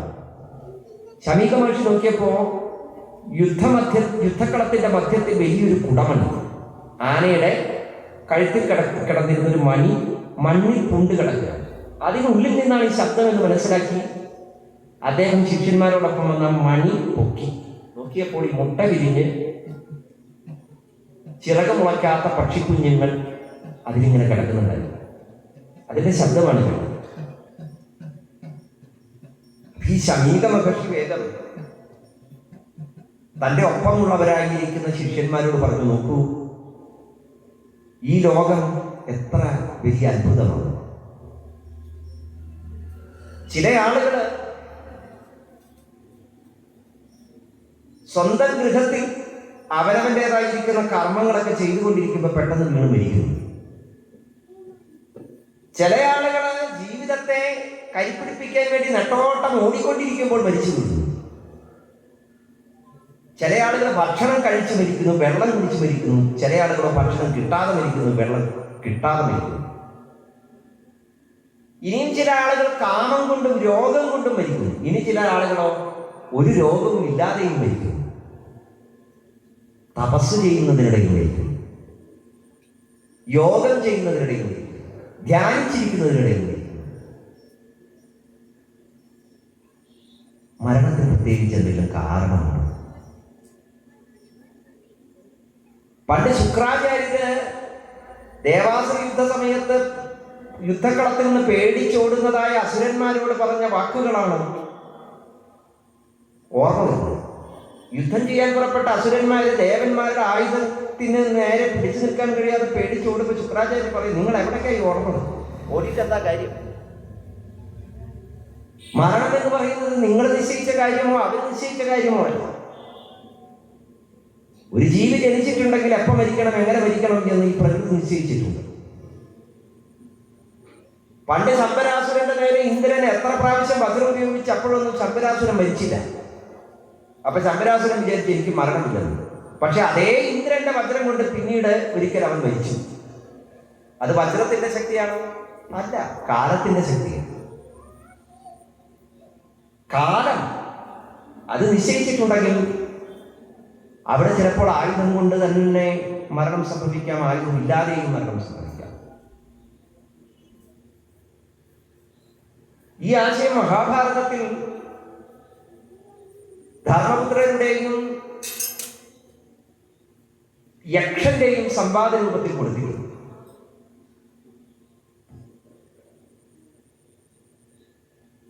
തടാകതീരത്ത് വെച്ച് ധർമ്മപുത്രരോട് ചോദിക്കുകയാണ്, യക്ഷരൂപം ധരിച്ച സാക്ഷാൽ യമധർമ്മൻ 100 ചോദ്യങ്ങൾ ചോദിക്കുന്നുണ്ട്. 100 ചോദ്യങ്ങൾക്കും ധർമ്മപുത്രൻ ഉത്തരം പറയുന്നുണ്ട്. അതിലൊരു ചോദ്യം ഇതായിരുന്നു, ഈ ലോകത്തിൽ വെച്ച് ഏറ്റവും വലിയ അത്ഭുതം എന്താണ്? ഈ ലോകത്തിൽ വെച്ച് ഏറ്റവും വലിയ അത്ഭുതം യുധിഷ്ഠിരൻ പറയുകയാണ്, അഹന്യഹനി ഭൂതാനി ഗച്ഛന്തീഹ യമാലയം ശേഷാസ്ഥാപനമിച്ഛന്തി കിമത്ഭുത പദപ്പരം. ഓരോ ദിവസവും ഓരോ നിമിഷവും എത്രയെത്ര ജീവജാലങ്ങൾ മരണത്തിന്റെ വീട്ടിലേക്ക് പോയിക്കൊണ്ടിരിക്കുന്നു. ബാക്കിയുള്ളവരൊക്കെ ഞാനിവിടെ സ്ഥിരമാണ് എന്ന ഭാവത്തിൽ ജീവിച്ചുകൊണ്ടിരിക്കുന്നു. ഇതിൽ വലിയ അത്ഭുതം എന്താണ്? അപ്പോൾ കാലമാണ് ജനന മരണങ്ങളുടെ കാരണം. കാലം നിശ്ചയിക്കുന്ന സമയത്ത് മരിച്ചേ പറ്റും. ആ മരണം അഥവാ ഭവിതവ്യാനി ദ്വാരാണി ഭവന്തി സർവത്ര. വരാനുള്ളതിന് വാതിലുകൾ സ്വയം ഉണ്ടായിക്കൊള്ളൂ എന്നാണ്. അതിനെ തടയാൻ ആർക്കും സാധിക്കില്ല എന്ന് കരുതി എല്ലാം വിധിയാണെന്ന് വിചാരിച്ച് ജീവിക്കുന്നതിനും അർത്ഥമില്ല എന്ന് ശമീകൻ പറയുന്നു. ആ വിധി അങ്ങനെയൊക്കെ ആയിക്കൊള്ളട്ടെ, പക്ഷെ ആവുന്നത്ര നാം നമ്മുടെ പ്രയത്നം കൊണ്ട് നമുക്ക് വന്നു ചേരുന്നതായ പ്രതിസന്ധികളെയും ദുഃഖങ്ങളെയും തരണം ചെയ്യാൻ നമ്മൾ പരിശ്രമിച്ചു കൊണ്ടിരിക്കണം. അതാണ് ലോകജീവിതം. നോക്കൂ, ഈ മഹാഭാരത യുദ്ധം എന്ന് പറയുന്നത് എന്തൊരു ഘോരമായിരിക്കുന്നതായ ഭീതിജനകമായിരിക്കുന്നതായ ഒന്നായിരുന്നു. ആ യുദ്ധമധ്യത്തിൽ 4 മുട്ടകൾ ഈ ഭൂമിയിലേക്ക് വീണു. ആ മുട്ടകൾ ഇട്ട പക്ഷിയുടെ ശരീരം തന്നെ ഈ മുട്ടകൾക്ക് താങ്ങായ കമ്പിളി വിരിപ്പ് പോലെയുള്ള മാംസവിരിപ്പായി മാറി. ആ യുദ്ധക്കളത്തിൽ ഏറ്റവും ശക്തനായ ഒരു ആനയുടെ കുടമണി ആ 4 മുട്ടകൾക്ക് മുകളിൽ വന്ന് കവിഴ്ന്നു വീഴുന്നു. ആ മുട്ടകൾ സംരക്ഷിക്കപ്പെട്ടു. ഇതാരുടെ കരങ്ങളാണ്? ആ കുടമണിക്കുള്ളിൽ മുട്ട വിരിഞ്ഞ് ജനിച്ചവരായ പക്ഷിക്കുഞ്ഞുങ്ങളോ അവർക്ക് എന്ത് പ്രതീക്ഷയാണുള്ളത്? സ്വന്തം ശക്തി കൊണ്ട് ഒരിക്കലും ഈ കുടമണിക്ക് പുറത്തേക്ക് അവർക്ക് വരാൻ സാധിക്കുമായിരുന്നില്ല. നോക്കൂ, നിയോഗത്തിൽ നമ്മൾ ഇവിടെ എത്തുന്നു. എത്രയോ നേർത്ത ശബ്ദമാണ് അവരുടേത്. അത് കേൾക്കാൻ ഒരു സാധ്യതയുമില്ല പുറത്തേക്ക്. ഇത്രയും ഭീമാകാരമായ ഒരു കുടമണിക്കുള്ളിൽ നിന്ന് ആ ശബ്ദം കേൾക്കാൻ കാരണം കുരുക്ഷേത്രം ഇപ്പോൾ എത്രയോ ശാന്തമായി എന്നുള്ളത് കൊണ്ടാണ്. ആ ശാന്തതയിൽ അവരുടെ ശബ്ദം തിരിച്ചറിഞ്ഞ് നമ്മളിപ്പോൾ ആ കുടമണി ഉയർത്തി പക്ഷിക്കുഞ്ഞുങ്ങളെ രക്ഷിക്കാൻ കാരണമായിട്ടുണ്ടെങ്കിൽ ആ നിയോഗം അത് നിസ്സാരമായൊന്നല്ല. കൊല്ലുന്നതും രക്ഷിക്കുന്നതും സ്വന്തം കർമ്മങ്ങൾ തന്നെ. അപ്പോൾ ഒരാളുടെ മുന്നിൽ അപകടം വരുമ്പോൾ ആ അപകടത്തിൽ നിന്ന് അയാൾക്ക് രക്ഷ നേടാൻ സാധിക്കുന്നുണ്ടെങ്കിൽ അതിന് കാരണം അയാൾ ചെയ്തതായ കർമ്മത്തിന്റെ ശക്തിയാണ്. ഈ പക്ഷികളുടെയും മുജ്ജന്മാർജിതമായിരിക്കുന്ന കർമ്മത്തിന്റെ ശക്തിയാണ് അവർ ഈ ലോകത്ത് ജീവിക്കണമെന്ന നിശ്ചയത്താൽ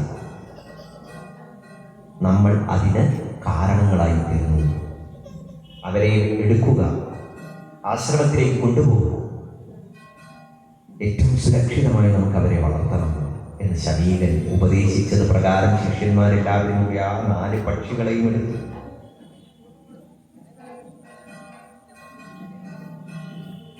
ശമീകാശ്രമത്തിൽ ഈ പക്ഷികൾ വളർന്നു വന്നു.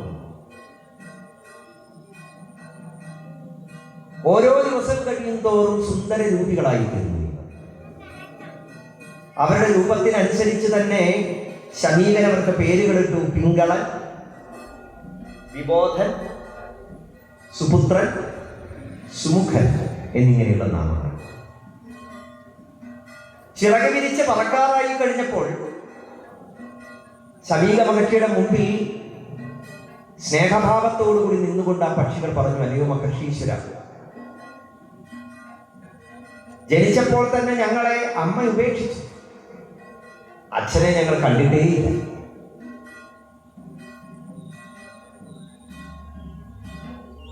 മുട്ടയ്ക്കുള്ളിൽ കിടന്നതായ ഞങ്ങൾ കാലമെത്തിയപ്പോൾ വിരിഞ്ഞ് പുറത്തു വന്നപ്പോൾ കണ്ടത് കൂറ്റാക്കൂറ്റി ഇരുട്ടാണ്.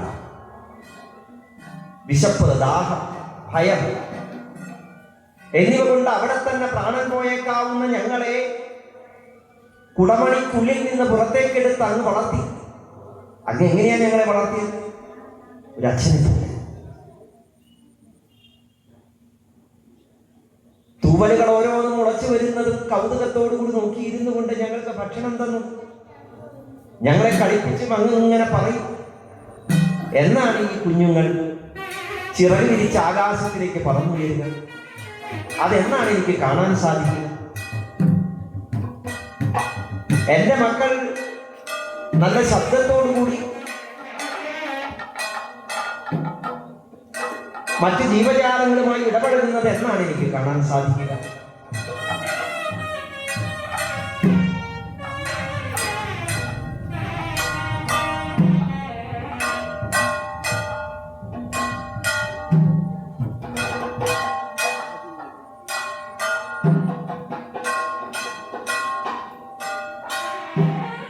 ഇങ്ങനെ സ്നേഹാർദ്രമായിരിക്കുന്നതായ വാക്കുകളാൽ സങ്കല്പങ്ങളാൽ ഞങ്ങളെ നോക്കി വളർത്തിയതായ അല്ലയോ മഹർഷീശ്വര, അവിടുന്ന് ഞങ്ങൾക്ക് അച്ഛൻ തന്നെയാണ്. ഞങ്ങൾ എന്താണ് അങ്ങേക്ക് വേണ്ടി ചെയ്യേണ്ടത് എന്നിങ്ങനെ ചോദിച്ചപ്പോൾ ശമീക മഹർഷി ചിരിച്ചുകൊണ്ട് പറഞ്ഞു, അല്ലെങ്കിലും എനിക്കറിയാമായിരുന്നു നിങ്ങൾ ഒരു സാധാരണ പക്ഷികളല്ല. ഇത്രയും മധുരമായി നിങ്ങൾക്ക് ജന്മനാ സംസാരിക്കാനുള്ള കഴിവ് കിട്ടിയിട്ടുണ്ടെങ്കിൽ അത് ദൈവനിയോഗമാണ്. അതെങ്ങനെ ലഭിച്ചു എന്നുകൂടി എനിക്കൊന്ന് പറഞ്ഞു തരാമോ എന്ന് ശമീകൻ ചോദിച്ചപ്പോൾ ആ പക്ഷികൾ പറഞ്ഞു, പണ്ട് വിപുലസ്മാൻ എന്ന് പേരുള്ളതായ ഒരു മഹർഷി ഉണ്ടായി. പക്ഷികൾ സ്വന്തം കഥ പറയുകയാണ്. ഇതുവരെ പക്ഷികളുടെ അമ്മയുടെ കഥയാണ് കേട്ടത്. ഇപ്പൊ പക്ഷികൾക്ക് ഇത്രയും മധുരമായി സംസാരിക്കാൻ എങ്ങനെ കഴിവ് കിട്ടി? ഈ പക്ഷികളുടെ അമ്മ താക്ഷി ജനിച്ചതിന്റെ കാരണമാണ് നമ്മൾ വപുസ എന്ന അക്ഷരസ്ത്രീയുടെ കഥയായും ദുർവാസാവിന്റെ സഭയായും ശാപമായും കേട്ടത്. ഇപ്പോൾ ആ വപുസ പക്ഷിയായി ജനിച്ച സമയത്ത് അവളിൽ നിന്ന് ഈ 4 പക്ഷികൾ ഉണ്ടാകാൻ എന്താ കാരണം? 4 പക്ഷികൾ മധുരമായി സംസാര ശേഷിയുള്ളവരായി തീരാൻ എന്താ കാരണം? ഇതാണ് പറയുന്നത് കഥ. വിപുലസ്മാൻ എന്ന് പേരുള്ളതായ മഹർഷീശ്വരന്റെ 2 പുത്രന്മാരായിരുന്നു. ഒന്ന് സുദൃശൻ, മറ്റൊന്ന് തുമ്പുരു. ഈ സുദൃശൻ എന്ന് പറയുന്ന മഹർഷിയുടെ മക്കളാണ് ഞങ്ങൾ ആ മഹർഷീശ്വരനെ വേണ്ടതുപോലെ ശുശ്രൂഷിച്ച് ജീവിച്ചുകൊണ്ടിരിക്കുന്ന ഒരു കാലം.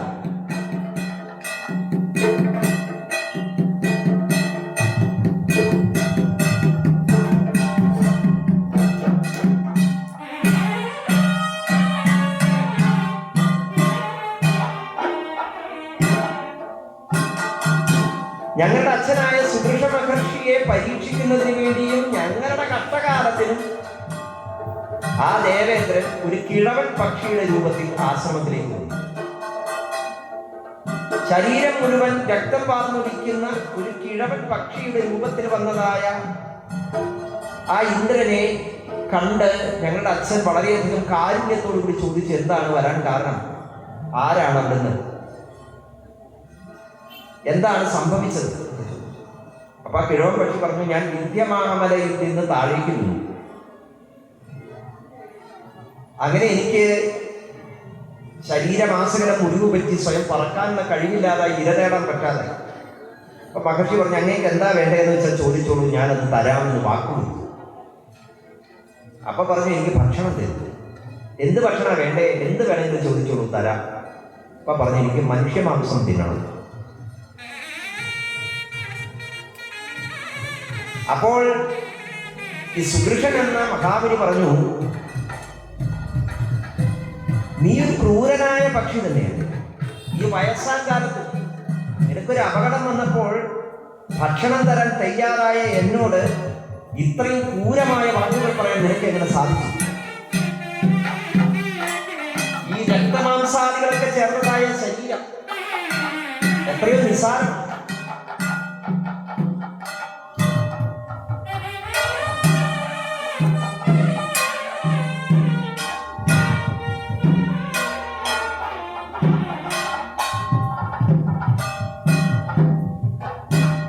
നിസാരമായിരിക്കുന്നതായ സുഖഭോഗങ്ങൾക്ക് വേണ്ടി മറ്റ് ജീവജാലങ്ങളെ ദ്രോഹിക്കുക എന്ന ബുദ്ധി നിനക്ക് എങ്ങനെ വന്നു? നാവിന്റെ രുചിക്ക് വേണ്ടി, മനുഷ്യമാംസത്തിന് വേണ്ടി കൊതിക്കുന്ന നിന്റെ മനസ്സ് ഈ സുഖഭോഗ തൃഷ്ണകളിൽ കുടുങ്ങിക്കിടക്കുകയാണ്.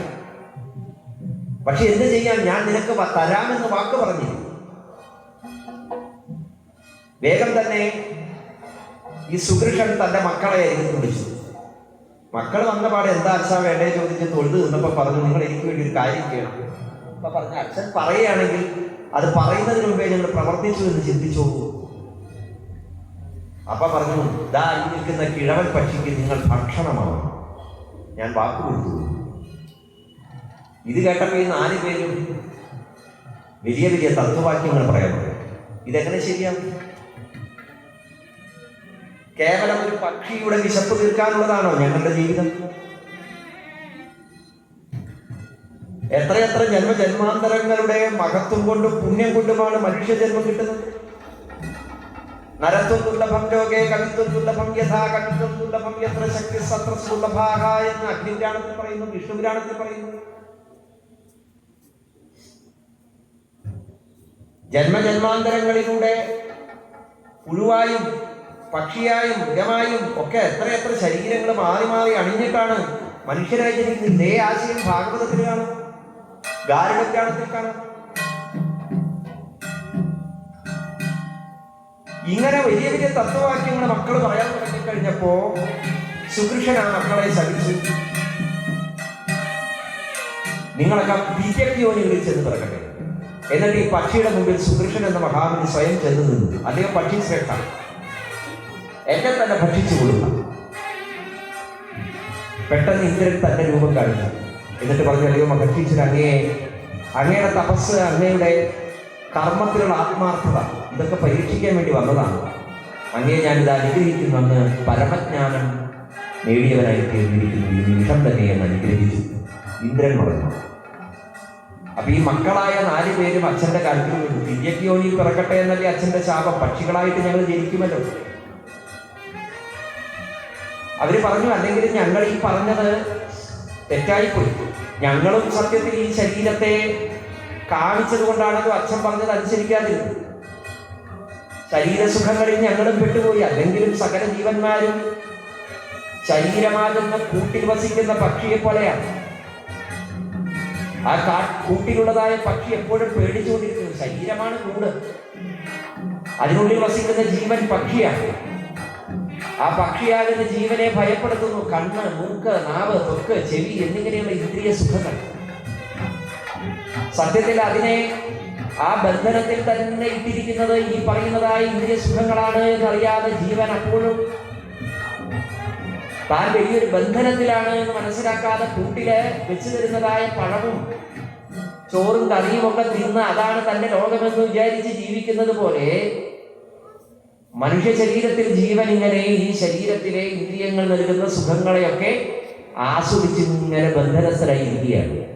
അപ്പൊ ബന്ധനസ്ഥനായ ഒരു പക്ഷിയെ പോലെയാണ് മനുഷ്യ ശരീരത്തിൽ ജീവൻ വർദ്ധിക്കുന്നത് എന്നുള്ളതായ ഒരു ആശയം വ്യക്തമാക്കുന്ന മനോഹരമായ ഒരു പാരോക്ഷ്യ വിവരണം ഈ 4 പക്ഷികൾ പറയുന്നു. സുകൃഷനാകട്ടെ മനസ്സ് തെളിഞ്ഞ് അവരോട് പറഞ്ഞു, ഞാൻ നിങ്ങളെ ശപിക്കാൻ പാടില്ലായിരുന്നു, പക്ഷേ ഇതാ നിങ്ങൾക്ക് ഞാൻ അനുഗ്രഹം തരുന്നു. നിങ്ങൾ പക്ഷികളായിരിക്കുമ്പോഴും ജ്ഞാനം തെളിഞ്ഞവരായിരിക്കും. ആ ജ്ഞാനം മറ്റുള്ളവർക്ക് മധുരമായി പകർന്നു കൊടുക്കാൻ കഴിവുള്ളവരായി തീരും എന്ന് അനുഗ്രഹം കൊടുത്തു. ആ അച്ഛന്റെ അനുഗ്രഹം കൊണ്ടാണ് ഞങ്ങൾക്കിപ്പോൾ മധുരമായി സംസാരിക്കാൻ കഴിയുന്നത് എന്ന് ഈ പക്ഷികൾ ശമീക മഹർഷിയോട് പറഞ്ഞു. അങ്ങനെ പക്ഷികൾ വിന്ധ്യപർവ്വതത്തിലേക്ക് പറന്നു. വിന്ധ്യപർവ്വതത്തിലിരുന്ന് ഈ പക്ഷികൾ തങ്ങളുടെ കഥ പറയുന്നത് ആരോടാണ്? ജൈമിനിയോട്. ജൈമിനി ചോദിച്ച ചോദ്യം എന്താണ്? മഹാഭാരതത്തെ കുറിച്ചുള്ള 4 കാര്യങ്ങൾ. അതിലാദ്യത്തെ കാര്യം, വിഷ്ണു മനുഷ്യനായി ജനിക്കാൻ എന്താ കാരണം എന്നാണ്. ഇതേ ചോദ്യവും ഈ ചോദ്യത്തിന്റെ ഉത്തരവും ദേവി ഭാഗവതം എന്ന പുണ്യപുരാണത്തിൽ വിസ്തൃതമാകുന്നുണ്ട്. ദേവാസുര യുദ്ധം നടക്കുന്ന സമയത്ത് അസുരന്മാരുടെ ഗുരുവായിരിക്കുന്ന കാവ്യൻ തപസ്സിന് പോയ കാലം, അസുരന്മാരെ രക്ഷിക്കുന്നതിന് വേണ്ടി കാവ്യമാതാവ്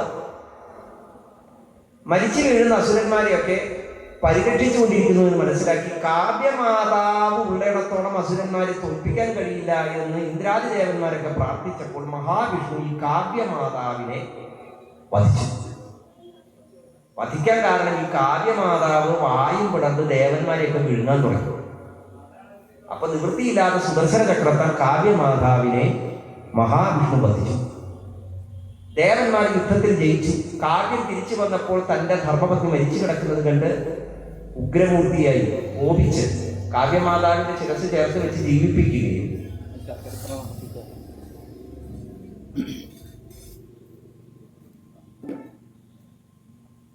വിഷ്ണുവിനെ ശപിക്കുകയും ചെയ്തു. ഹേ വിഷ്ണു, നീയും ഘോരമായിരിക്കുന്നതായ നീചയോനികളിൽ പിറന്ന അനവധി തരത്തിലുള്ള ദുഃഖങ്ങൾ അനുഭവിക്കാൻ ഇടവരട്ടെ എന്ന് കാവ്യമാതാവിന്റെ ശാപത്താലാണ് മഹാവിഷ്ണുവിനെ മത്സ്യകൂർമ്മം, നരസിംഹ, വാമന, പരശുരാമ, ബലരാമ, ശ്രീരാമ, ശ്രീകൃഷ്ണ കൽക്കാദി അവതാരങ്ങൾ.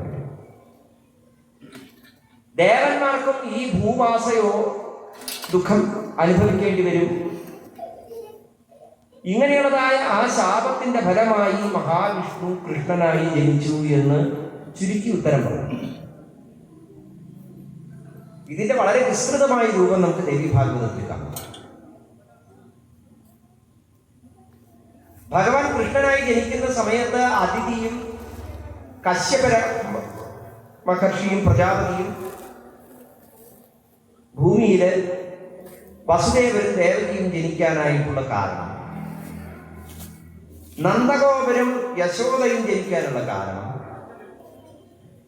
ദേവന്മാരൊക്കെ ഭൂമിയിൽ ഏതൊക്കെ രൂപങ്ങളെടുത്ത് അവതരിച്ചു, ഇതൊക്കെ വിശദമായി പിന്നീട് പ്രതിപാദിക്കുന്നുണ്ട്. ദേവി ഭാഗവതത്തിലും ഈ കഥ കാണാം. മഹാഭാരതത്തിൽ അംശാവതരണ പർവം എന്ന് പറയുന്ന പർവം എടുത്തു കഴിഞ്ഞാൽ മഹാഭാരതത്തിലെ എല്ലാ കഥാപാത്രങ്ങളും ഓരോരോ ദേവന്മാരാണ് എന്നുള്ള കാര്യം നമുക്ക് മനസ്സിലാക്കും. അങ്ങനെ ഒരു കഥയിലേക്കാണ് രണ്ടാമത്തെ ചോദ്യത്തിന് ഉത്തരം കൊണ്ടുപോകുന്നത്. രണ്ടാമത് ചോദിച്ചത് എന്താ? ഈ ദ്രൗപദിക്ക് 5 ഭർത്താക്കന്മാരുണ്ടായത് എങ്ങനെയാണ്? ഈ കഥയിൽ ഒരു കഥ ഞാൻ നിങ്ങൾക്ക് പറഞ്ഞു തന്നതാണ്. ബ്രഹ്മവൈവർത്ത പുരാണം പറഞ്ഞപ്പോഴും ബ്രഹ്മപുരാണം പറഞ്ഞപ്പോഴും വായുപുരാണത്തിലെ കഥയായും ത്രികായണീ ചരിതം വിശദീകരിക്കുകയുണ്ടായി. അത് ദേവി ഭാഗവതത്തിലും വർണ്ണിക്കുന്നുണ്ട്, ശിവപുരാണത്തിലും വർണ്ണിക്കുന്നുണ്ട്. ത്രികായണി എന്ന് വെച്ച് കഴിഞ്ഞാൽ സാക്ഷാത് ഭഗവതി വേദവതിയായി ജനിച്ചു, വേദവതി അഗ്നിയിലേക്ക് പ്രവേശിച്ച് സീതയായി ജനിച്ചു. സീതയെ രാവണൻ തട്ടിക്കൊണ്ടുപോകുന്നതിന് തൊട്ട് മുമ്പ് സീതാദേവി അഗ്നിയിലേക്ക് പ്രവേശിച്ച് അഗ്നി ഛായാ സീതയെ നിർമ്മിച്ചു. പിന്നീട് രാവണവധം കഴിഞ്ഞ് ശ്രീരാമൻ സീതയെ സ്വീകരിക്കുന്ന സമയത്ത് വീണ്ടും അഗ്നിപ്രവേശം ചെയ്യിപ്പിച്ച സമയത്ത് ഛായാ സീത അഗ്നിയിൽ പ്രവേശിച്ച് യഥാർത്ഥ സീത രാമന്റെ അരികിലെത്തി. അപ്പോൾ ഈ ഛായാസീത ചോദിച്ചു, ഞാൻ ഇനി എന്താണ് ചെയ്യേണ്ടത് ചോദിച്ചപ്പോൾ അഗ്നിദേവന്റെ നിർദ്ദേശപ്രകാരം ഛായാസീത സാക്ഷാത് ശ്രീ പരമേശ്വരനെ തപസ് ചെയ്തു. പരമശിവൻ പ്രത്യക്ഷപ്പെട്ട് എന്ത് വരം വേണം എന്ന് ചോദിച്ചപ്പോൾ പതിന്ദേഹി പതിന്ദേഹി പതിന്ദേഹി പതിന്ദേഹി പതിന്ദേഹി എന്ന് പ്രാർത്ഥിച്ചു. 5 പ്രാവശ്യം പറഞ്ഞപ്പോൾ നിനക്ക് 5 ഭർത്താക്കന്മാരുണ്ടാകട്ടെ എന്ന് അനുഗ്രഹം കൊടുത്തു. ആ ഛായാസീതയാണ് പിന്നീട് ദ്രുപദന്റെ യജ്ഞശാലയിൽ യാഗാഗ്നിയിൽ നിന്ന് ദ്രൗപദിയായി ജനിച്ചത് എന്ന കഥ നമ്മൾ പറഞ്ഞു. ഒന്ന് ഓർമ്മിപ്പിക്കാൻ വേണ്ടി ഒന്നുകൂടി സൂചിപ്പിച്ചതാണ്.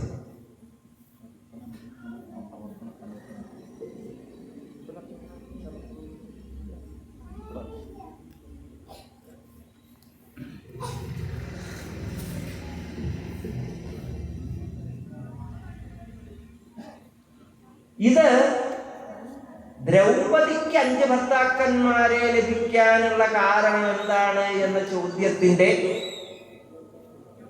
ഒരു ഉത്തരമാണെങ്കിൽ മറ്റൊരു ചോദ്യം കൂടി അവിടെ ഉയരുന്നുണ്ട്. അതിന്റെ ഉത്തരമാണ് മാർക്കണ്ഡേയ പുരാണം പറയുന്നത്. അതെന്താ ചോദ്യം?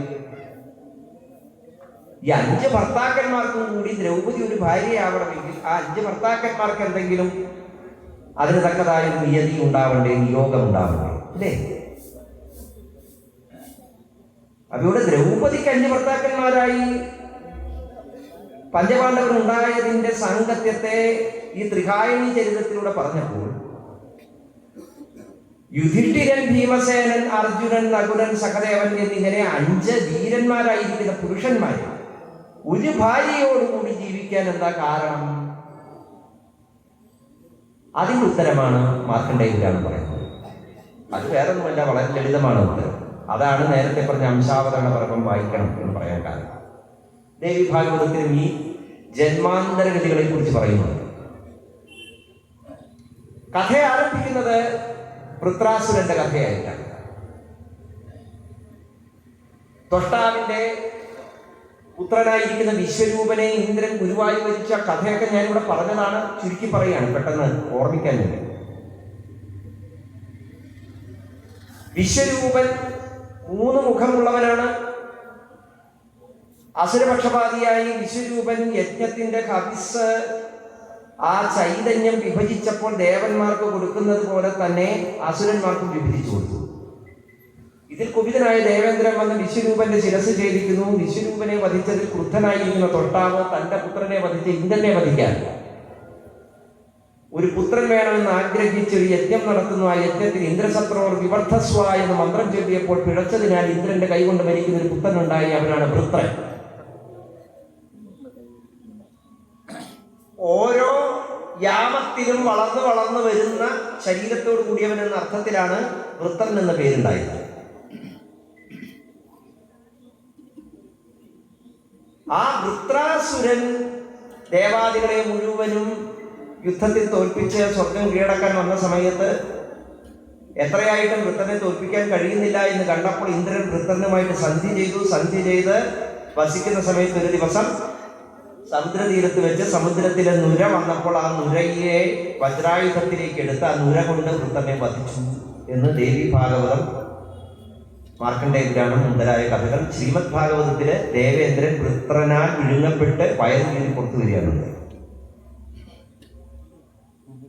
എന്തായാലും വൃത്രനെ വധിച്ചതോടുകൂടി ഇന്ദ്രന് ബ്രഹ്മഹത്യാപാപം പിടിപെട്ടു. ഈ ബ്രഹ്മഹത്യ ഇന്ദ്രന്റെ പുണ്യങ്ങളെ മുഴുവനും ക്ഷയിപ്പിച്ചു. അതോടുകൂടി ഇന്ദ്രൻ രൂപം മറച്ച് വായുവിൽ ലയിച്ചു ചേർന്നു. ഇന്ദ്രന്റെ രൂപം അത് വായുവിൽ ലയിച്ചു. ഇന്ദ്രന്റെ പുണ്യങ്ങൾ ധർമ്മരാജാവിൽ ലയിച്ചു. ഇന്ദ്രന്റെ സൗന്ദര്യം അശ്വിനി ദേവകളിൽ ലയിച്ചു.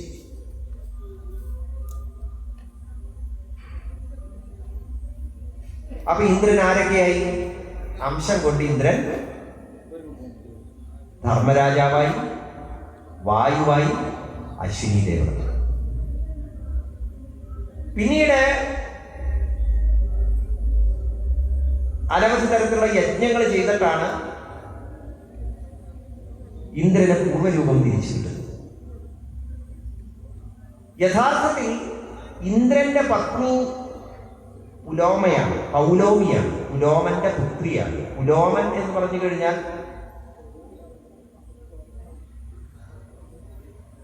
അഗ്നി തന്നെയാണ്. അഗ്നിവംശമാണ് പുലോമ വംശം. അഗ്നിതത്വമാണ് യഥാർത്ഥത്തിൽ ഇന്ദ്രാണി. അതുകൊണ്ടാണ് പൗലോമി എന്ന് വിളിക്കുന്നത്. ആ ഇന്ദ്രാണി തന്നെയാണ് അംശം കൊണ്ട് ഛായാസീതയായി അഗ്നിയിൽ നിന്ന് ആവിർഭവിക്കുന്നത്. ശ്രദ്ധിച്ച് കേൾക്കണം കഥ. അപ്പൊ ഇന്ദ്രന്റെ പത്നിയായി ഇന്ദ്രാണിയാണ് ഛായാസീതയായത്. ആ ഛായാസീതയാണ് പിന്നെ തപസ് ചെയ്ത് ദ്രൗപദിയായി ജനിക്കുന്നത്. അപ്പൊ ദ്രൗപദി ആരുടെ അവതാരമാണ്? ഇന്ദ്രാണിയുടെ തന്നെ അവതാരമാണ്. അഗ്നി തത്വമാണ്. അതുകൊണ്ടാണ് അഗ്നിയിൽ നിന്ന് ജനിച്ചു എന്ന് തന്നെ പറയുന്നത്. ദ്രൗപദിയുടെ ഭർത്താക്കന്മാരോ ഇന്ദ്രന്റെ തന്നെ അംശങ്ങളായ ധർമ്മരാജാവ്, യമധർമ്മന്റെ അംശം. ഇന്ദ്രന്റെ തന്നെ അംശമാണ്. ഇന്ദ്രന്റെ തന്നെ പ്രതിരൂപങ്ങളാണ് യമധർമ്മരാജാവ്, വായു, അശ്വിനി ദേവകൾ എന്നീ തത്വം. അപ്പോൾ യഥാർത്ഥത്തിൽ ദ്രൗപദിയുടെ ഭർത്താക്കന്മാര് എന്ന് നമ്മൾ പറയുന്നുണ്ടെങ്കിലും ഈ 5 പേരും യഥാർത്ഥത്തിൽ ഒരേ ഒരു ഇന്ദ്രന്റെ തന്നെ പ്രതിരൂപങ്ങളാണ്. ഇന്ദ്രന്റെ തന്നെ ഗുണങ്ങളുടെ 5 ഭാവങ്ങളാണ്. ഇന്ദ്രന്റെ സൗന്ദര്യത്തിന്റെ ഭാവങ്ങളാണ് അശ്വിനി ദേവാംശങ്ങളായ നകുലസഹദേവന്മാർ. ഇന്ദ്രന്റെ സാമർഥ്യത്തിന്റെ ഭാവമാണ് അർജുനൻ. ഇന്ദ്രന്റെ ബലമാണ് ഭീമൻ. ഇന്ദ്രന്റെ ധർമ്മമാണ് ധർമ്മപുത്രൻ. ഇങ്ങനെ രണ്ടാമത്തെ ചോദ്യത്തിന് ഉത്തരവും പറഞ്ഞു. ഇനി 2 ചോദ്യങ്ങൾ, അതിന് ഉത്തരങ്ങളുണ്ട്.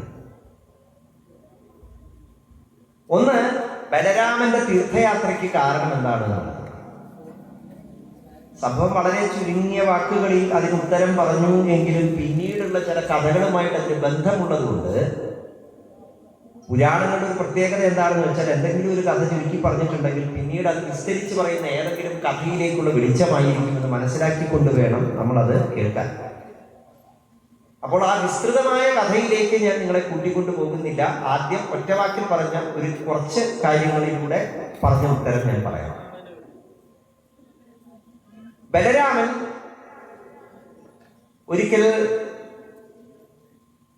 ഭാരതഭൂമിയിലൂടെ യാത്ര ചെയ്തുകൊണ്ടിരിക്കുമ്പോൾ കാളിന്തിയിലെത്തി. കാളിന്തിയിൽ നിന്ന് പിന്നെയും സഞ്ചരിച്ച് ഒരു കാട്ടിലൂടെ പോയിക്കൊണ്ടിരിക്കുമ്പോൾ അവിടെ കൃഷ്ണാജിനമൊക്കെ ധരിച്ച കുറെ ബ്രാഹ്മണർ ഒത്തുകൂടിയിരിക്കുന്നത്. ബലരാമൻ ചെന്ന് നോക്കിയപ്പോൾ ആ ബ്രാഹ്മണരുടെ മധ്യത്തിൽ ഒരു സൂതൻ ഉയർന്ന ഒരു ആസനത്തിൽ, വീരാസനത്തിൽ ഇങ്ങനെ ഇരിക്കുന്നു. അത് കണ്ടപ്പോൾ ബലരാമൻ അദ്ദേഹം ഇഷ്ടമായില്ല. ബാക്കിയുള്ള ബ്രാഹ്മണരൊക്കെ കൃഷ്ണാജിനൊക്കെ ധരിച്ച് വളരെ ലളിതമായി വെറും മണ്ണിലിരിക്കുമ്പോൾ ഇയാൾ മാത്രം വീരാസനത്തിൽ ഇരിക്കുന്നത് കണ്ട് ബലരാമൻ ചെന്ന് ദേഷ്യം വന്ന് തൻ്റെ കലപ്പ കൊണ്ട് ആ സൂതന്റെ നെറുകയിൽ അടിച്ചു. അവരപ്പം തന്നെ മരിച്ചു. അപ്പൊ അവിടെ ഉണ്ടായിരുന്ന ബ്രാഹ്മണരൊക്കെ പെട്ടെന്ന് അപ്രത്യക്ഷരായി. ബലരാമൻ നോക്കുന്ന സമയത്ത് ആകെ ശോകമൂലമായി. ആരും ചെയ്യാൻ ബലരാമനും മരിച്ചു കിടക്കുന്ന സൂതനും മാത്രം. അപ്പൊ ബലരാമന് മനസ്സിലായി, ഞാൻ എന്തോ അബദ്ധം ചെയ്തിരിക്കുന്നു. തൻ്റെ കയ്യിലുള്ള ഇരുമ്പ് കൊണ്ടുള്ള ആയുധം കൊണ്ടാണ് താൻ ഈ ആളെ വധിച്ചിരിക്കുന്നത്. ചുറ്റും ബ്രാഹ്മണരുണ്ടായിരുന്നു, ആ ബ്രാഹ്മണരൊന്നും ഇപ്പൊ കാണാനില്ല. മാത്രമല്ല ബലരാമന്റെ ശരീരത്തിൽ നിന്ന് ഇരുമ്പിന്റെ ഗന്ധം വഹിക്കാൻ തുടങ്ങി. ബലരാമന് മനസ്സിലായി ഇത് ബ്രഹ്മഹത്യയാണ്. അപ്പൊ ഈ മരിച്ചു വീണത് നിസ്സാരക്കാരനായ ഒരാളാണ്. അവിടെ അശരീരി ഉണ്ടായി. ബലരാമ, ഇത് മഹാഭാഗനായ സൂതനാണ്, രോമഹർഷണ സൂതൻ. ഈ പുരാണം കഥ പറഞ്ഞുകൊണ്ടിരിക്കുന്ന ആളാണ്. വേഗം തന്നെ ആ സൂതന്റെ ചൈതന്യത്തിൽ നിന്ന് അദ്ദേഹത്തിന്റെ മകനെ ആവാഹിച്ചിരുത്തി പുരാണ കഥ പറയാൻ. അതിന് പ്രായശ്ചിത്തമായിട്ടാണ് ബലരാമൻ 12 വർഷത്തെ തീർത്ഥയാത്ര ചെയ്തത്. ഈ യാത്രാ സമയത്ത് നടന്ന അനവധി സംഭവങ്ങളൊക്കെ പിന്നീട് പറയുന്നുണ്ട്. ഭാഗവതത്തിൽ അത് വിശദീകരിക്കുന്നുണ്ട്.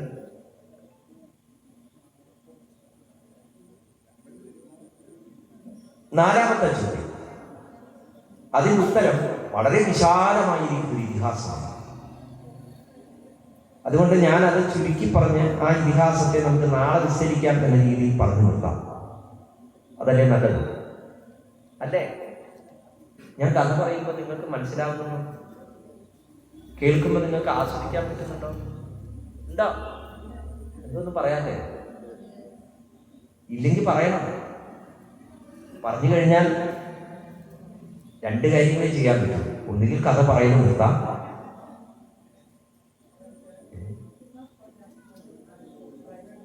അല്ലെങ്കിൽ പിന്നെ നിങ്ങളത് സഹിച്ചേ പറ്റൂ എന്ന് പറഞ്ഞ് തുടരാം.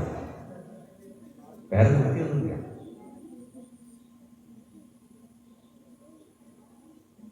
ഞാൻ കഥ ഇങ്ങനെ ആസ്വദിച്ചാണ് പറയണത്. അപ്പൊ നിങ്ങളത് കേൾക്കുമ്പോൾ നിങ്ങൾക്ക് ഏതെങ്കിലും തരത്തിലുള്ള ആസ്വാദനം ഉണ്ടാകുന്നുണ്ടോ എന്ന് ഇടയ്ക്ക് ചോദിക്കണമല്ലോ. 4ാമത്തെ ചോദ്യം എന്താ? നമുക്ക് കേൾക്കുമ്പോൾ തോന്നും വളരെ നിസ്സാരമാണ്. ദ്രൗപദിയുടെ 5 മക്കൾ മരിക്കാൻ എന്താ കാരണം? അല്ലേ? ദ്രൗപദിയുടെ 5 മക്കൾ മരിക്കാൻ എന്താ കാരണം എന്ന് ചോദിക്കുമ്പോൾ നമുക്ക് ഇതുവരെ കേട്ടത് വെച്ച് പുനർജന്മ കഥകളാണ് നമ്മൾ കേട്ടത്. അപ്പൊ ദ്രൗപദിയുടെ 5 മക്കൾക്ക് ഒരു പൂർവ്വജന്മം ഉണ്ടായിരുന്നു. അതാരാണെന്ന് അറിയേണ്ടി. അതറിയാൻ വളരെ എളുപ്പമാണ്. വിശ്വേദേവകളാണ് 5 പേര്. ഈ വിശ്വേദേവരുടെ അംശത്തിൽ നിന്ന് ജനിച്ചവരാണ് ദ്രൗപദിയുടെ 5 മക്കൾ. വിശ്വേദേവന്മാർ എന്നാണ് അവരെ വിളിക്കുക. ഈ വിശ്വേദേവന്മാരായാലും ഇവരും അഗ്നിയുടെയും ജലത്തിന്റെയും വായുവിന്റെയും ഒക്കെ തേജോ രൂപങ്ങൾ തന്നെയാണ്. ഈ വിശ്വേദേവതകൾക്കുള്ളതായ ബലികളും മറ്റും ക്ഷേത്ര ആചാര പദ്ധതികളിലൊക്കെ വളരെ പ്രധാനമായിട്ടുള്ളതാണ്. അപ്പൊ എന്തുകൊണ്ട് അവര് ഭൂമിയിൽ മനുഷ്യരായി ജനിച്ചു ഇങ്ങനെ അപമൃത്യു അവർക്ക് കൈവരിക്കേണ്ടി എന്ന് ചോദിച്ചാൽ അതിന്റെ കാരണം വിശ്വാമിത്രന്റെ ശാപം. അപ്പൊ വിശ്വാമിത്രൻ എപ്പോഴാണ് വിശ്വേദേവന്മാരെ ശപിച്ചത് എന്ന് ചോദിക്കുമ്പോൾ വിശ്വാമിത്രനും വസിഷ്ഠനും തമ്മിലുള്ളതായ കലഹത്തിന്റെ കഥ തൊട്ട് ആരംഭിക്കണം. ആ കഥ വേദത്തിൽ വരെ പ്രസിദ്ധമാണ്. ഈ പറഞ്ഞ ദേവി ഭാഗവതം, മാർക്കണ്ഡേയ പുരാണം, മഹാഭാരതം, രാമായണം എല്ലാറ്റിലുണ്ട് ഈ വസിഷ്ഠ വിശ്വാമിത്ര കലഹത്തിന്റെ കഥകൾ. നമ്മളതിനെ കലഹം കലഹം എന്നൊക്കെ പറയുമെങ്കിലും യഥാർത്ഥത്തിൽ കലഹം എന്ന് പറഞ്ഞു കഴിഞ്ഞാൽ തത്വചിന്തകൾ തമ്മിലുള്ളതായ ഒരു സംഘടനമാണ്. ബുദ്ധിപരമായ താർക്കികമായ ആശയങ്ങളുടെ ഒരു സംഘടനമാണ്. അതിനെ കഥകളായി ആവിഷ്കരിക്കുമ്പോൾ വിശ്വാമിത്രനും വസിഷ്ഠനും പരസ്പരം ശപിച്ചു എന്നും വിശ്വാമിത്രൻ കൊക്കായി മാറിയെന്നും വസിഷ്ഠൻ ഒരു പൊന്മാനായി മാറിയും ആടീപക യുദ്ധം എന്നാണ് ആ കഥ പ്രസിദ്ധമായിരിക്കുന്നത്. ആടീപക യുദ്ധം. ആടി എന്ന് പറഞ്ഞ കൊക്ക്, അല്ല, ആടി എന്ന് പറഞ്ഞു കഴിഞ്ഞാൽ പൊന്മാനാണോ കൊടക്കോഴിയാണോ ഏത് വേണമെങ്കിൽ ആവാം, പര്യായം പറയുന്നുണ്ട്. ബകം എന്ന് പറഞ്ഞ കൊക്ക്. അപ്പൊ ആടിയും ബകവും തമ്മിലുള്ള യുദ്ധം. ഈ ആടിയും ബകവുമായി വിശ്വാമിത്രനും വസിഷ്ഠനും മാറിയ കഥ അതേതാണെന്ന് അറിയണമെങ്കിൽ ഹരിശ്ചന്ദ്രന്റെ കഥ കേൾക്കണം. ഹരിശ്ചന്ദ്രന്റെ കഥയോ വളരെ വിസ്തൃതമായ സൂര്യവംശ രാജാക്കന്മാരുടെ ചരിത്രത്തിൽ വളരെ വിസ്തരിച്ച് പറയുന്നൊരു കഥയാണ്. മാർക്കണ്ഡേയ പുരാണം അതിന് വളരെയധികം പ്രാധാന്യം കൊടുത്ത് വിശദീകരിക്കുന്നുണ്ട്. ദേവി ഭാഗവതത്തിലും ഹരിചന്ദ്രന്റെ കഥ വിശദമായി പറയുന്നു. അതിന് കാരണം ഹരിചന്ദ്രൻ ശതാക്ഷി ദേവിയുടെ ഭക്തനാണ്. അങ്ങനെയാണെങ്കിൽ ആരായി ശതാക്ഷി എന്നറിയണം കേട്ടെ. ശതാക്ഷി ആരാണ് എന്നറിയണമെങ്കിൽ ശതാക്ഷിക്ക് വേറൊരു പേരും കൂടിയുണ്ട്, ശാകംഭരി എന്ന പേര്. അപ്പൊ ഈ ശതാക്ഷി, ശാകംഭരി എന്നിങ്ങനെയുള്ളതായ പേരുകൾ ഭഗവതിക്ക് കിട്ടാൻ എന്താ കാരണം എന്നറിയണമെങ്കിൽ അതിന് ദുർഗമൻ എന്ന് പേരുള്ളതായ ഒരു അസുരന്റെ കഥയാണ്. ആ അസുരനെ കൊന്നതുകൊണ്ടാണല്ലോ ഭഗവതിക്ക് ദുർഗ എന്ന പേര് കിട്ടിയത്. ദുർഗമനെ വധിച്ചതിനാൽ ദുർഗയായ ഭഗവതിയുടെ കഥ കേൾക്കണമെങ്കിൽ ആ ദുർഗയുടെ അവതാര കഥ കേൾക്കണമെങ്കിൽ മഹിഷാസുര കഥ കേൾക്കണം. മഹിഷാസുരന്റെ കഥ കേൾക്കണമെങ്കിൽ മഹിഷാസുരൻ ആരാണെന്ന് അറിയണമെങ്കിൽ ആരാ താരകാസുരൻ എന്നറിയണം.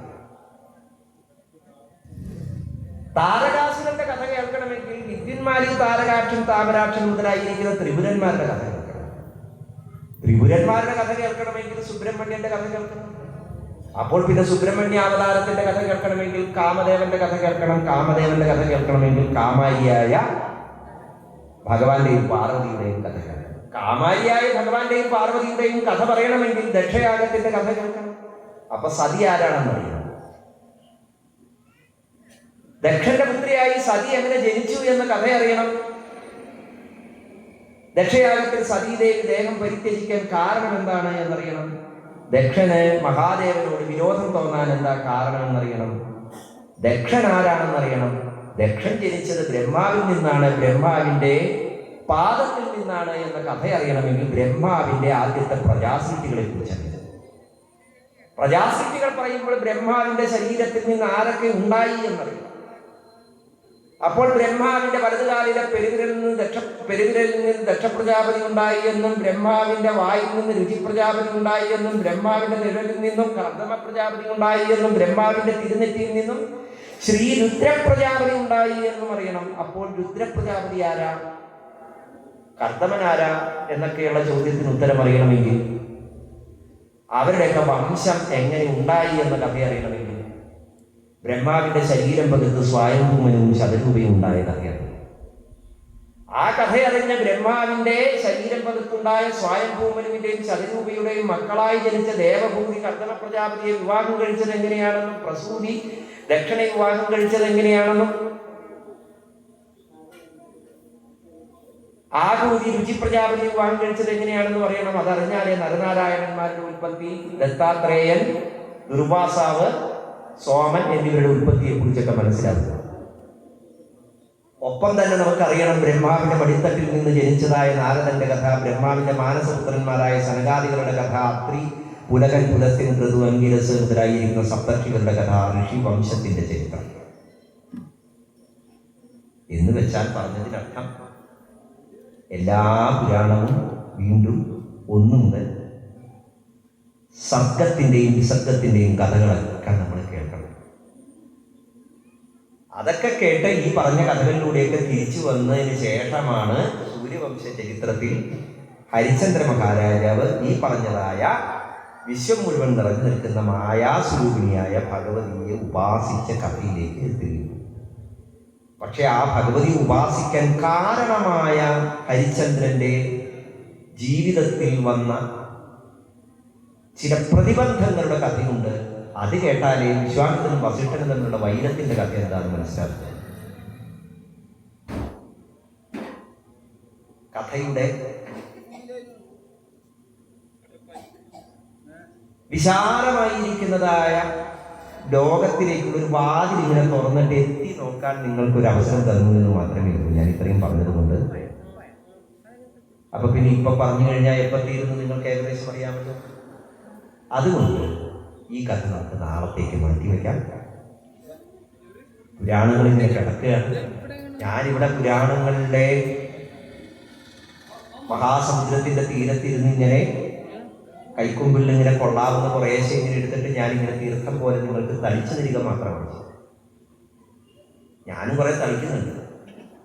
എനിക്ക് പിന്നെ തളിച്ചാൽ പോരാത്തത് കൊണ്ട് ഞാനിങ്ങനെ അതിൻ്റെ ഇടയ്ക്ക് തലയൊക്കെ വരുമ്പോൾ അതിന് തലയൊക്കെ ഇട്ട് ഒന്ന് മുങ്ങി നോക്കുന്നുണ്ട്. സത്യത്തിൽ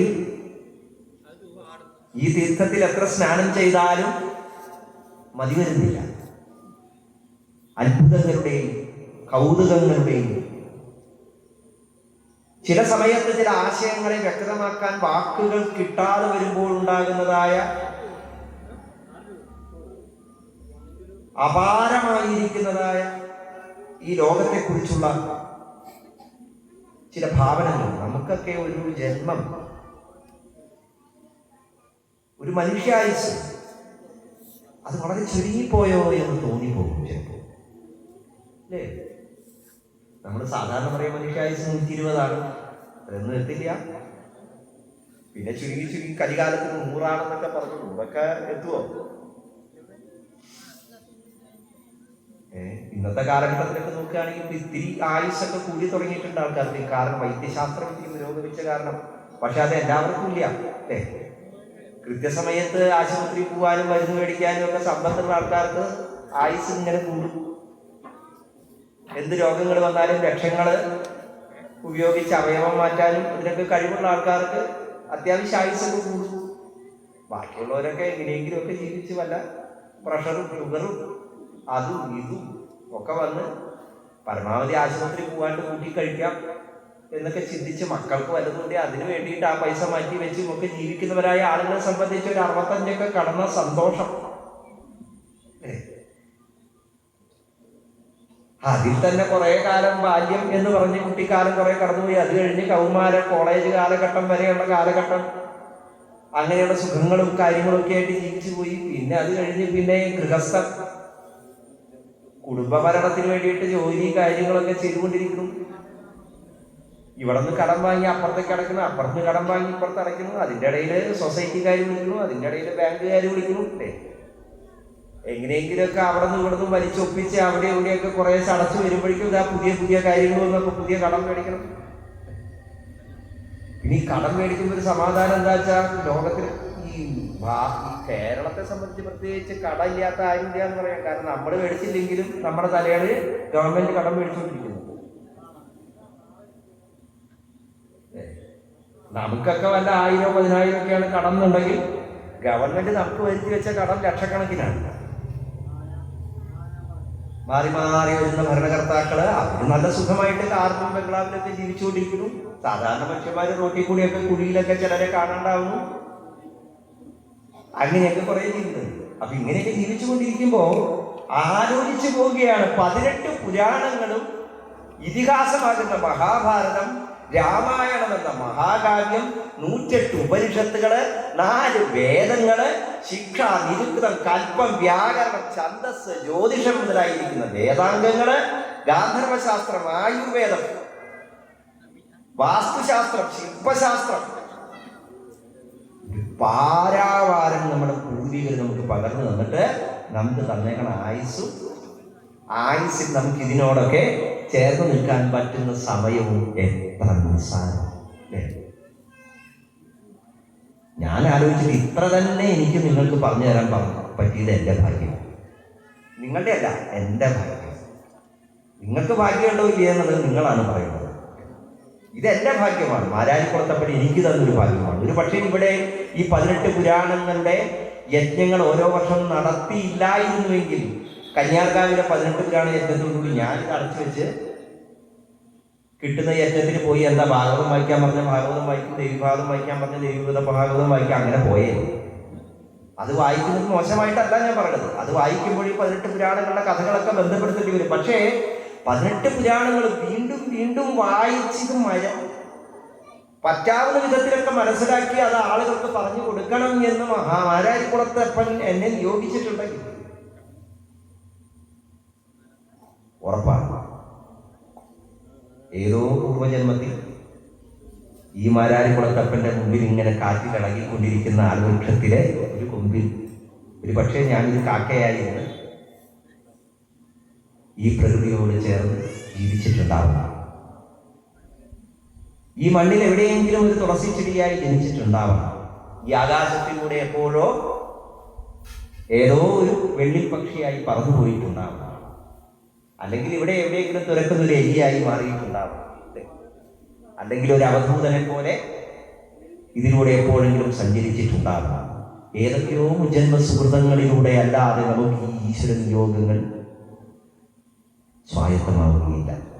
അപ്പൊ ഭഗവാന് നമ്മളോടൊക്കെയുള്ള സ്നേഹം, കരുതൽ അതെത്രയോ അപാരമാണ് എന്ന് ചിന്തിക്കാൻ കൂടി ഇത്തരത്തിലുള്ളതായ അവസരങ്ങൾ നമ്മളെ പ്രേരിപ്പിക്കുകയാണ്.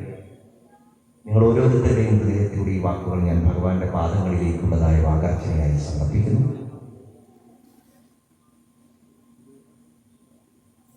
കൈകൾ ശിരസിന് മുകളിൽ തൊഴുതുപിടിക്കുക, ഉറക്കെ ഏറ്റുചൊല്ലുക.